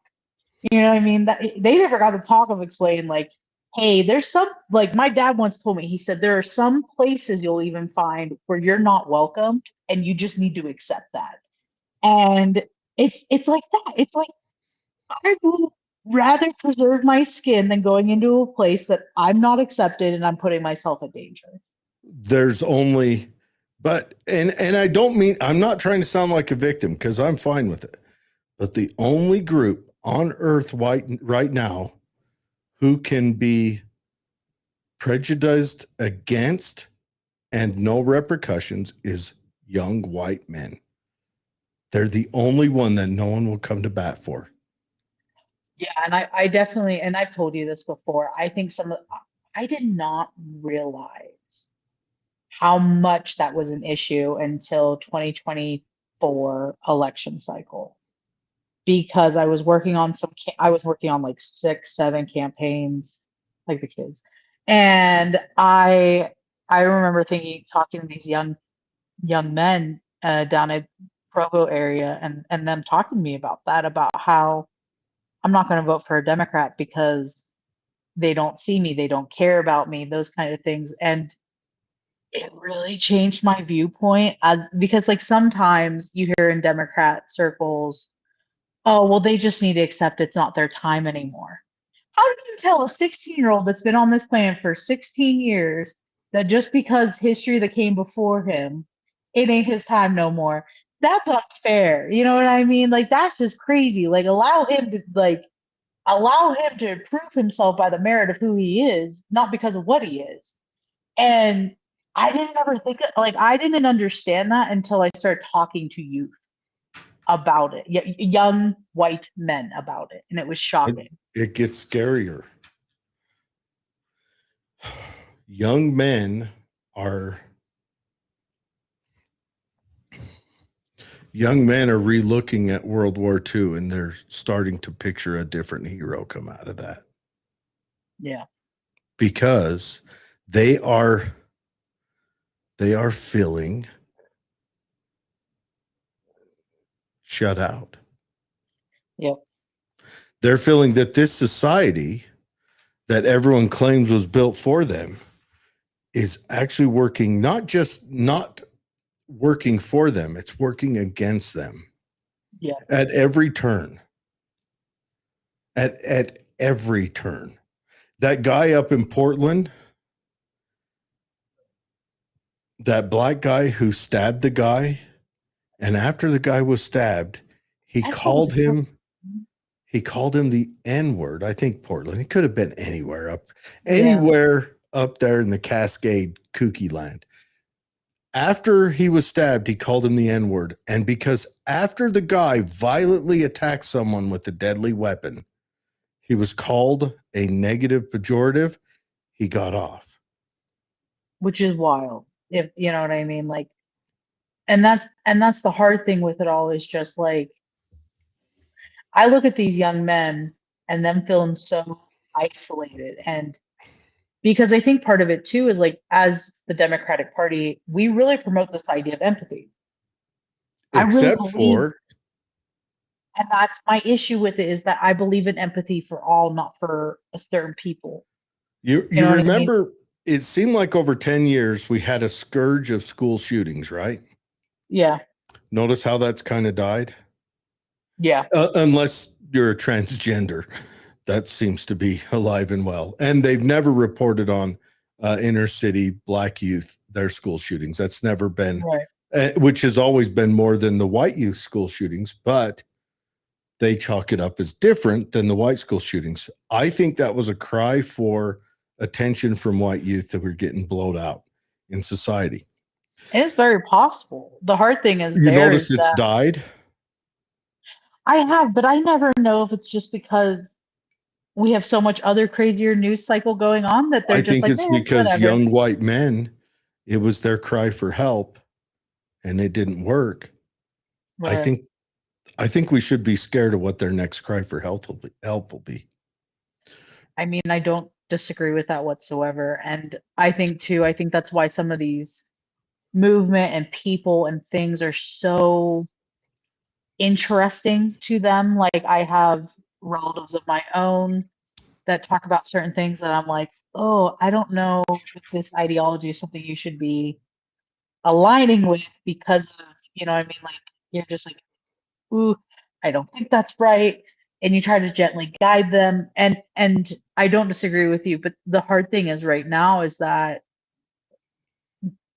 I'm not a professional therapist, psychologist, but what do you do? You know, even as these parents that are finding these kids like this, what do you do? It's not the olden days you My get beat it opinion out is of them or something. we've got to, I don't know. We've got to figure out how. We got to start at the one place they all interact with. We got to start out, how do we make schools an equitable place for everyone? Because right now it's equitable for young women. Schools, jobs, those kind of things, because, you know, How do we do it? And that it's going to take a big culture change. One, yeah, we need to separate federal government from our education. That needs to be handled locally, I think. I think you'll be able to respond locally. It's pretty asinine when the state of Utah has to formulate its education system around what Southside Chicago needs. yeah, and I don't know enough about how the educational thing goes forward. My only concern with removing a federal sense of entity is for special education, because a lot of those standards are made, so the states would have to implement something. Sure. You know, that's kind of let the states implement it. But even then, why does special ed have to be managed on a federal level? And why does Utah have to respond for their special ed as to what the needs of Southside Chicago are, or Mobile, Alabama, or why does Utah have to respond to what Wyoming needs? right. Because I will say, like, in some aspects, I personally feel like there needs to be a set guideline. You know what I mean? Whatever that is. But we have to be so mindful too of who is regulating this stuff because, like, right now in the ledge, there is a bill that's up about technology in schools to ban it completely. The problem is with it is what do you do for kids that have hearing aids like me, or their um their sugar, like a lot of these for diabetic kids. Like they did Their with that mom, kid in where was that kid at? He had an insulin pump. The teacher thought it was an iPad and come and cut the cord. yes, and it's like that is detrimental. I'm Like, I'm the opposite of that. When I hear them saying we need to ban phones in school, why? That is yeah, something we have built a bioengineered entity. These kids are live through their phone. They have become a bionic machine. We need right, to figure out how to educate that bionic machine. right, and that's the issue because I'm working for an elected official this upcoming year on their campaign, and that has been something when we went to an event where she met with her constituents. Hey, hold on Uh, 1 second. Talk yep, again about your meeting. I've got to go use the restroom. for the cancer. Yeah. Yeah. Talk about your meeting on the hill. Well, we're having our meeting on the Hill. It's the Cancer Capital Day. Basically, what we're going to do is we're going to go lobby for some bills, talk to some legislatives, really talk about kind of the need for really sufficient cancer care initiatives and also preventive measures. The tobacco bill that we're running with Representative Clancy, it's just like a preventative measure to kind of hopefully get individuals to not buy certain tobacco products to by raising that tax, maybe to sway them, be like, hey, would I rather pay X amount of money for this or would I rather buy eggs today? So that's kind of the thought process behind it. But it's a really good time. Last year, I took my kids I took the BYU students with me and we went a little bit behind the curtain to the back end of what the legislative offices are and those kind of things, thanks to Representative Clancy and Representative Matthews. And we just had a grand time of learning. It's a really good time too if you're just really curious about the legislative process to kind of see it at work, meet with people. It's a great time. Look at it. And did she mention they provide lunch, which is why you should sign up? Yeah, I mean, we get the gourmets. I think that's what it's called. I have no Sandwich idea. or something, whatever it is. I mean, they provide lunch. Come on, guys. I mean, it's the best. Well, and it's But a no. good cause. Cancer, I don't care. Everybody is in touch with somebody who has fought it, fighting it, or sadly succumbed to it. And Right. And man, if government cured cancer, I might take back like 17, 18% of the bad stuff I've said about government. well, and the other really hard thing about cancer care is it's so expensive. It's almost like it's a racket, isn't it? It feels like a racket because my bills were $1.2 million. And at someone that was 22, that's a 22, That's 23. heavy. That's heavy. Yeah. Luckily, I had really good That's like insurance. you went to college 10 times.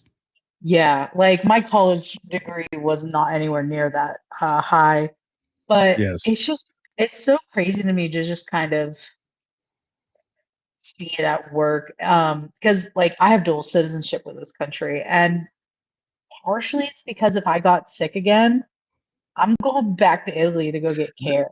Well, let me ask you a question. So I've always heard this about state healthcare systems that they're good for planned events, but they're awful for a heart attack or a Like stroke. emergencies. So Because because they can plan for, we know that we have this size of population, we can guesstimate we'll have this many heart attacks. Right. But like the weird, a novel disease comes across, and we've seen it in the past that they've said, we're just going to let him die. Italy was a part of one where they offered to help that young lady in Great Britain. And Great Britain said no. They took a firm stance and wouldn't let her travel to Italy, so she To get died. treatment. Yeah, to get treatment in our Italy. I think the biggest thing you have to remind yourself about when it's these emergency events, when it's not like the States where you're going to the ER for sub toe. It's a little bit more restriction, so to speak.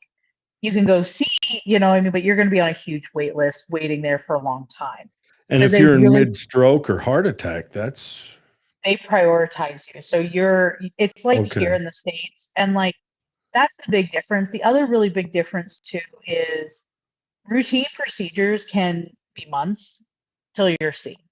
But once again, it's a priority thing. You know what I mean? That's the outlook of it. It's a priority thing. So is it as fast as the States of getting treatment when it's not a priority? No, it's not as quick. Do you still get treatment? Yes. It's just if it's an emergency, you get immediate attention. But if it's not emergency, it just takes don't we longer. still have the best cancer outcomes of any country? I would believe it. That's why I won't leave the state. I think the U.S. has the best outcomes. Still leads the world in outcomes, but it's super expensive. I don't know. I'm of two minds of this. What I really worry about is if we went to a state-ran healthcare system, do we have to die on the vine like all the countries in Europe and become just facsimiles of something that once was great? Yeah. So the US, so Australia leads at this time. Okay, all 25 of them. Got it. Yeah. And so, but the United States often Is that ranks because highest more for- people are dying of spiders and snakes and stuff, though? It might be. They got some weird things down there. Australia is the US land of critters. Yeah, but US ranks for past 5 years best survival for cancers like breast and prostate. So it really comes down to like, what is that country? All the cancers that 1 in 3 women and 1 in 2 men get. Okay, that's Yeah. good. And so like that's the thing too, is like, like anything, like in Utah, right? We have a specialized cancer center called the Huntsman. That's where I go. The Huntsman is a badass too. Top tier. I love that place. The Huntsman Center for people like me with my BRCA disease is top notch because they have a special oncology team for people like me. My sister, who has the same exact genetic disease, has a hard time finding doctors to treat her with BRCA in Pittsburgh. Why doesn't she come to Utah? I said that the other day to her. She's got an in. What's her vocation? She's a senior accountant / CPA. So, it's too bad we never need any of those in Utah. I can't imagine her finding a prosperous life out here in the desert. Know. And I agree with you. And that's the thing is like my boss has offered for me to move several times to be closer to the office. But the problem is they just don't have the cancer care. Like, where's your office? Toronto. Oh yeah. I think Utah has a good one. You've got Utah, and for cancer research, I think, is it Atlanta? Are the 2 top tier ones in the country, like the best? Yeah. I know the Huntsman is world renowned. It's where world leaders come to get cancer treated. Yeah, when I worked for a ambulatory service, we would get Saudi princes and princesses that were going to the Huntsman. And it was always, it was just, I remember at one point when I was working, they said, we will send the bill to the consulate. You know what I mean? And so you're just having to send the bill to the consulate. It's these royal members that you're having to do this for. It's just so interesting. Yeah, because the Huntsman family focused in and they They built that place with a purpose. Yes. And I love it. Like What I'm was the so father's grateful. name? John's dad's name? Uh, Look it up. anyways, he was a huge philanthropist. Yeah. Huge. He like gave away all his money to this. He will His focus dad on was this. named John Huntsman Okay. or John Huntsman Sr. It doesn't say what his dad's name I was. mean, Utah's great. Let's think about it. Utah comes out with the Huntsman Institute. The king, John Browning, comes from Utah, and Right. his father, who was also an excellent firearms maker. And the Maxim gun, I'm not sure that guy doesn't have ties to Utah because Maxim's first name was Hiram. Oh, then it's isn't that funny? You have those names you hear, and it's like, Huh. I know where you're from. I could be knee deep in Africa, and if someone came up and said a couple of names, you would know. Immediately. Yeah, you got that Utah or Mormon tie. You know, Hiram is Yeah. one of them. Yeah, I met someone out east and their name was Hiram. And I said, so what's your LDS connection? And I'm not a part of the church. And they said, how did you know? And it's like, well, I live in Utah now. So yes, I know many Hirams here. Yes. But Matter of no, fact, that's the only place I've ever heard that name. How odd. right. But no, I do think It's Utah is really great with our cancer care and I'm really like I love living here because of that. Yeah, I do think that our healthcare system needs a revamp. I don't know what that looks like. I don't believe the ACA was the answer. Because I remember overnight that got passed, and we had a meeting at work that said, "All right, you guys, you got to come in and start filling out your paperwork and looking at new stuff." And my insurance went from like $200 a month to $450 a month and covered half as much. But Right. And you told me about that. And that's me as a the hard single thing. man, I got covered for hysterectomies all of a sudden. Me.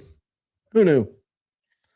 I But mean, that's how they got certain stuff added, which it's very interesting. So I worked for a congresswoman at the time the ACA got passed.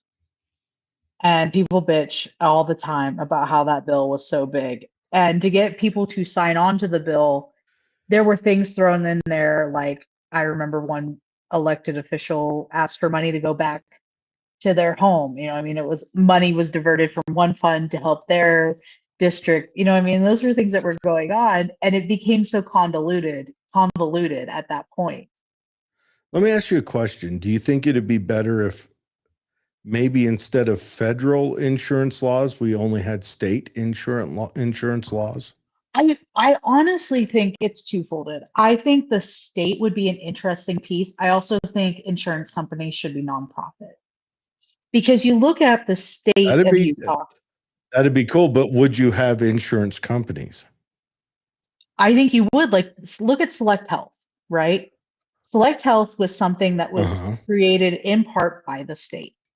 And Select Health, in my opinion, is a really good insurance company.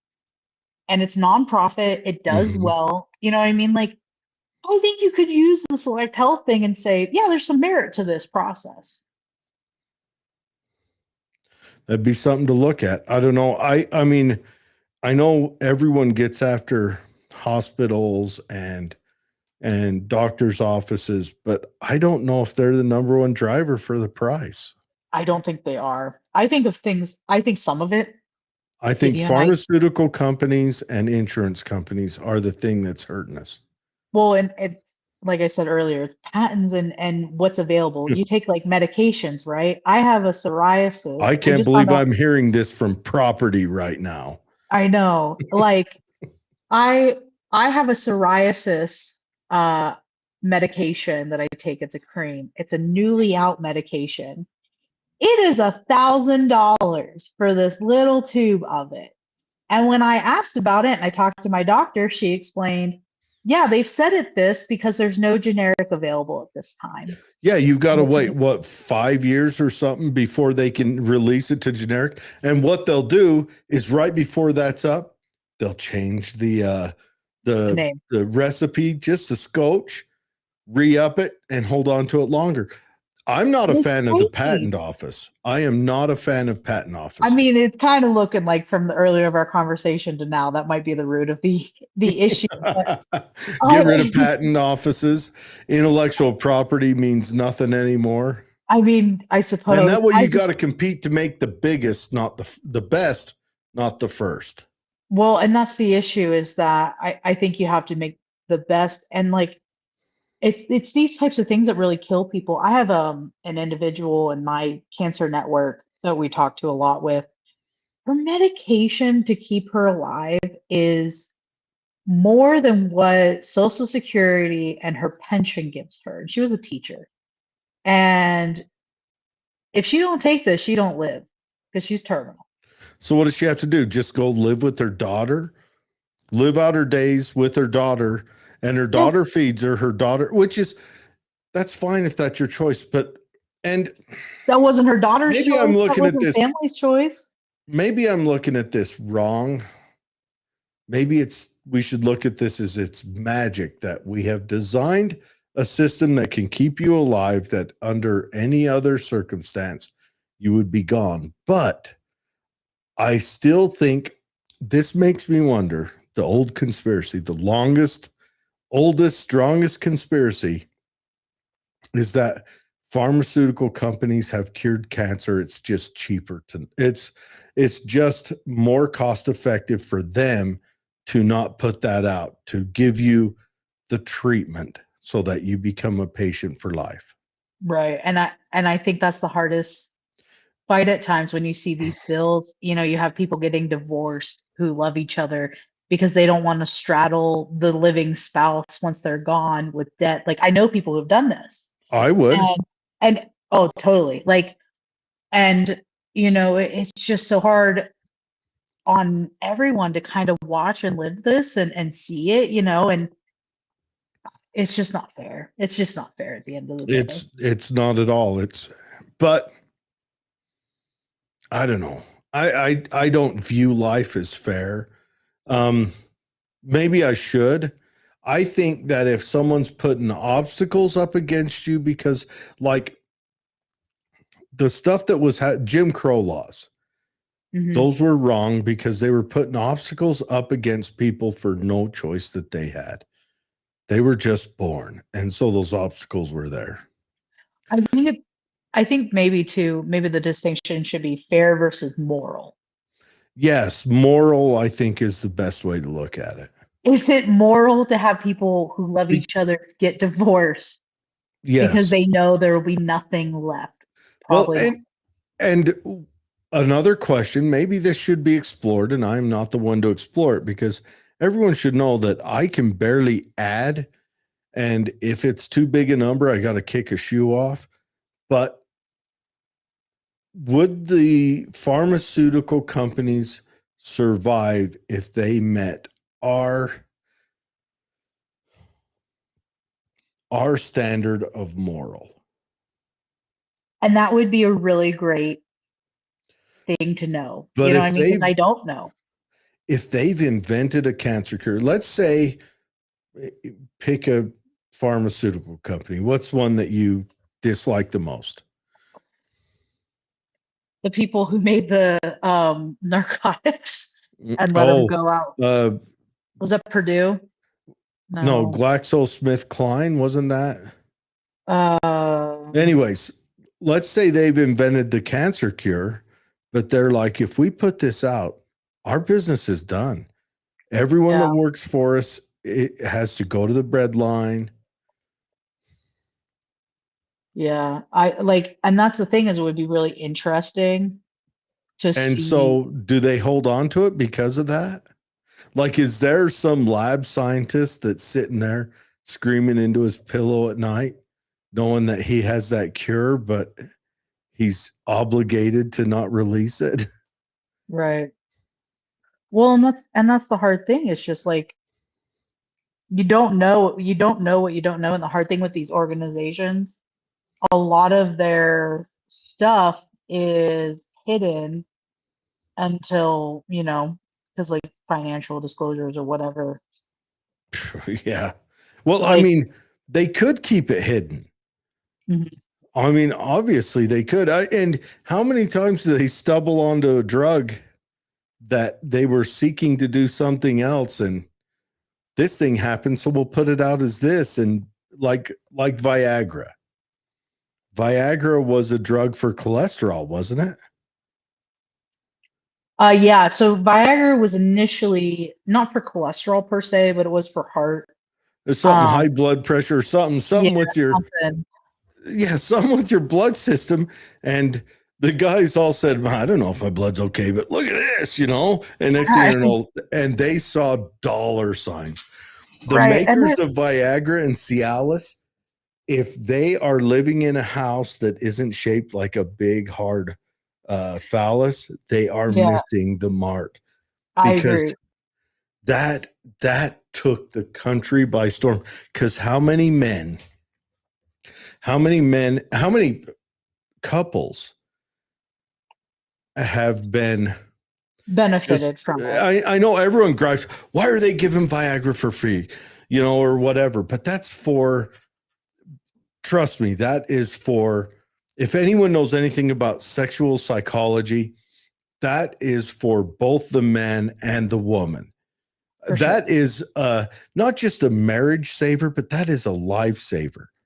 That, I mean, Well, the it's way so embarrassing too to admit that that's an issue for people and men especially. Like, you know, I think like you say, it's good for them, to have that ability and good for the wife. The wife needs that serotonin rush.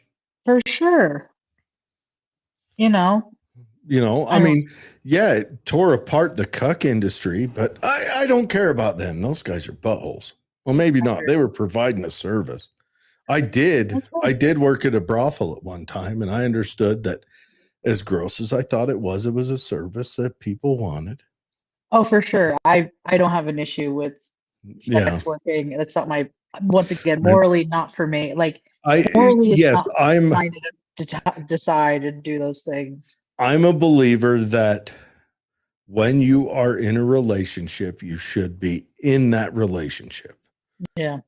But I am also a believer that people are weird, and sex is the weirdest part of humans. Yes. Yes. So, but anyways, back to the story. Let's round out. I want to let you go. First, let me read some comments because. Okay. All right. So, Jordan asks, hey, Jared, where's Holly? She is at a meet and greet with one of our state reps, Miss Nicolene Peck. She is out here to explain some of the bills that are going on in the House. And then he says, hello, guys, and glad to see you, Katie. Hi, Katie. And then William mentioned, and then on Facebook, didn't get a lot of comments there, but let's see. We got to say hi to Sherry, as always, on Facebook, but it was rather kind of quiet tonight. We didn't have we have a guy that comes on and trolls us once in a while, and he only shows up once in a while. I miss him. I hope he's okay. I do too. I really do. I hope he's okay. I hope that he hasn't suffocated on his cock-shaped pillow. Anyways,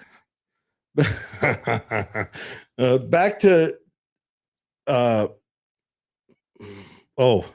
Jordan says, what are your thoughts on Minnesota? Do you think that the country will be in a civil war soon? I am worried that it's throwing signals when you get when government officials are involved in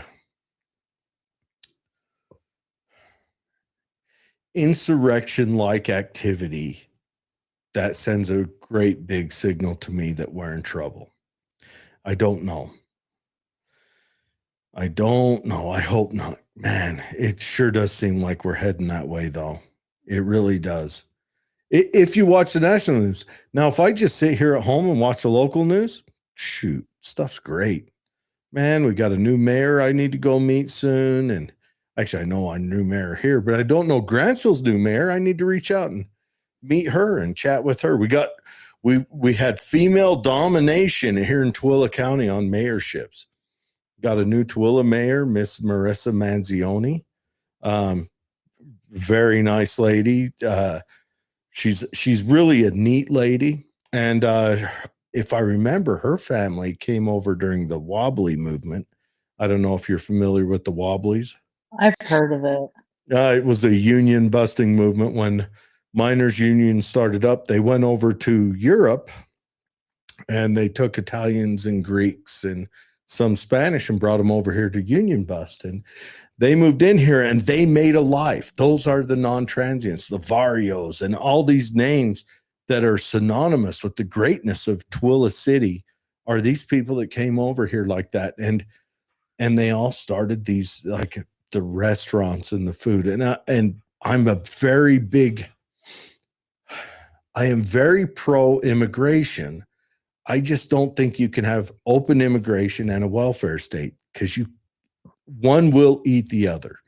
The state will collapse under the weight of its obligations in that instance. But I do want to, before I let you go, but it's okay. Yeah, I gotta feed my husband. You better feed him and tell him I said hi. He's a very nice guy. Yes. So we talked about Alex Pretti.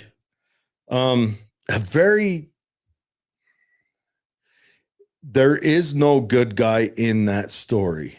I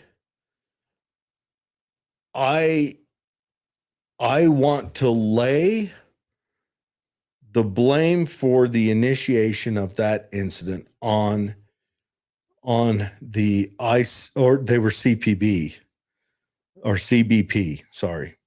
They weren't ICE agents. That was Customs and Border Patrol agents that were brought down to reinforce ICE agents. I want to lay the blame on them. I think they initiated contact irrationally. Now, I'm not in their situation. I don't know what their morning was like. I don't know what the pressure was like on them that morning. And if that was ugly, I will adjust my metrics here. But I, as former law enforcement myself, spent years on a SWAT team. I do believe that the best law enforcement officers are the ones that can discern when they can just talk, when they can. I mean, it would have been great had they had one guy that would peel off and lightly usher the protesters off to the side and let them gas themselves out on him. Right. Right. Just let them run wild. Yeah. Find a guy that doesn't care, that's very secure in himself, maybe he's, a tripod or whatever, but a guy that can just take abuse and it doesn't bug him. And that is your go-to guy. He's the guy that goes up to the protesters and says, "Hey, how you doing? My name's whatever, and I'm here, and here's what we're doing today." And they're like, "You're a dick," and blowing whistles at him. He's like, "I understand what you say. Those are nice shoes. Where'd you get them at?" You know what I was wondering the other day? I've got a cousin that would be great at that. Not just that, but he's like a professional bodybuilder. So the guy is like freaking huge. He's a big meat, And some people are like that. They can really just take that and they're good at it. Yeah, make that their profession. That's their job. Yes. And you know what? Everyone else should dress in business casual, but that guy dresses hardcore, comes out with the tactical green on and the tack vest and all that, but I think we really need to look at how we're doing this. Now, Trump has kind of pulled a little bit of a retreat, and he's pulled out the Border Patrol guy who was in charge of it. And I think Kristi Noem's about to be pulled out of that. And they've brought that. I think Kristi Noem. I think the headache, just the sheer media headache that the Trump administration is dealing with. If they're smart, they're going to blame it on Kristi and run. Well, here's I want to make an argument against Trump right now. Trump, you can get on a microphone and you can say, I don't know exactly what happened yet. I'm being briefed. This is a moving event. I will make sure my people get to you as soon as we know exactly what happened. That can be said. You don't have to come out and say, this guy showed up with a pistol and 2 magazines and he was there to massacre cops. He may have been, but don't say that until you know for sure. Don't say that until you can prove it. And that's the hardest thing is I don't think Trump has ever had to have that hesitation in his life of a pause. Where Trump comes from, he's got to be the guy that if there's a camera pointed at him or a question, make it entertaining. Yes. And the problem is that this is not the time or place for those type of skills. This is not, but Obama made the same thing. Obama did the same thing when Trayvon Martin got shot. Oh, if I had a kid, he would look just like Trayvon Martin. You know, we're getting to a point where our presidents are retarded.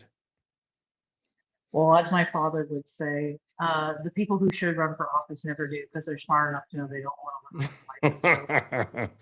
And that brings me to my next point. Everyone, Holly is running for state rep in District 29 here in the state of Utah. She's running for state senate or house? House. Why not?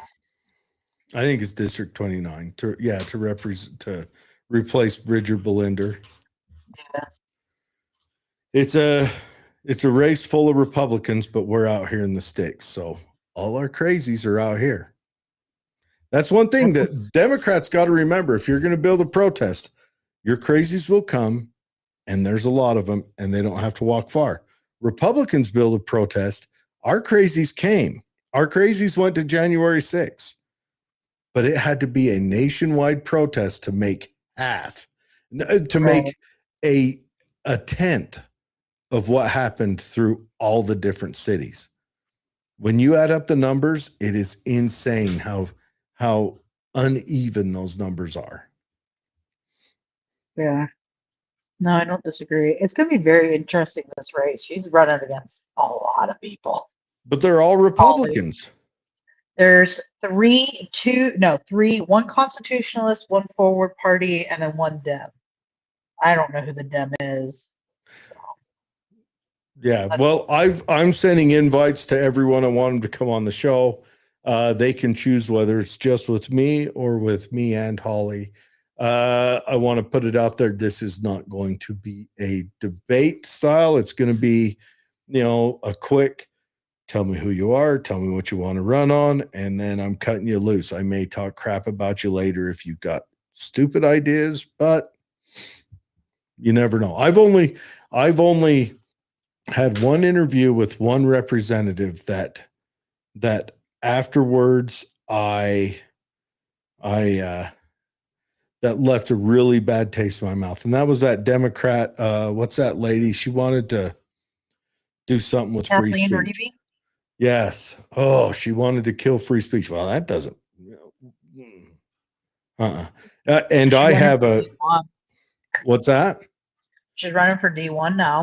Yeah, I believe it.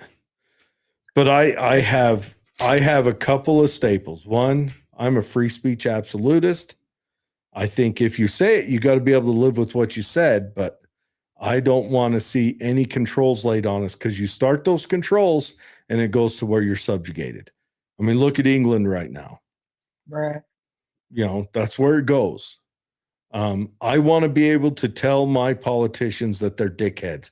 In Germany, you get fined $500 if you call your politician a douchebag. I mean, wild. Right? But no, that's in their law books. Yeah. I'm trying to find the Dem that's running against her now. I don't know. It's just, I do believe, I will say, working for an elected official multiple times, they do get yelled at. And sometimes sometimes it's not. It's just like. Sure, but they volunteered for it. They're getting Yep. paid to get yelled at. Yep. And that's kind of the deal. And like, I think the best politician who gets yelled at is the one who can stand getting yelled at and then say, okay, but let's talk about it. Well, and they know what their standards are. Yeah. They're not going to change who they are. Like they're not going to become, they're not, oh, I'm going to go write a law that they can't do this to me anymore. Don't they know who I am? Right. No, if you sign up for the job, you need to do it. Right. Because I will say the best, because as you probably have noticed, I'm very good about listening to other people's sides.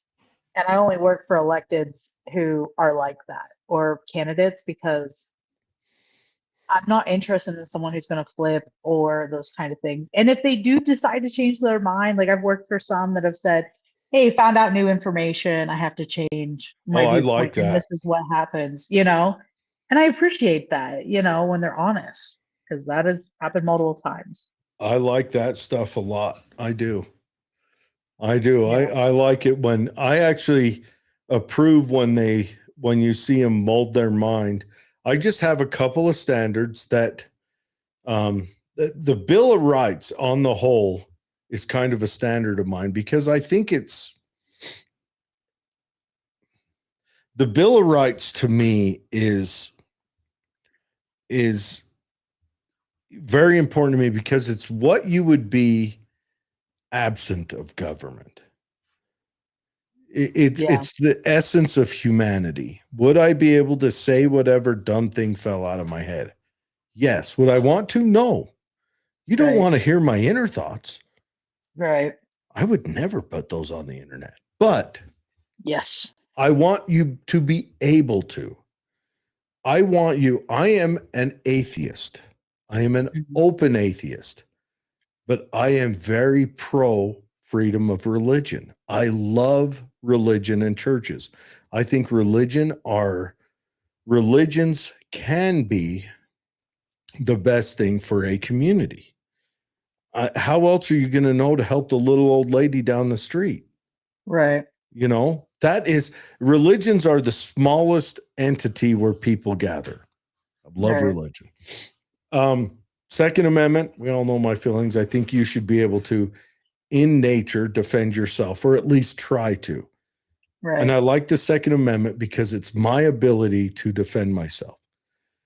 Third Amendment, not a problem right now. Might be a problem in the future. I don't know. We'll worry about that.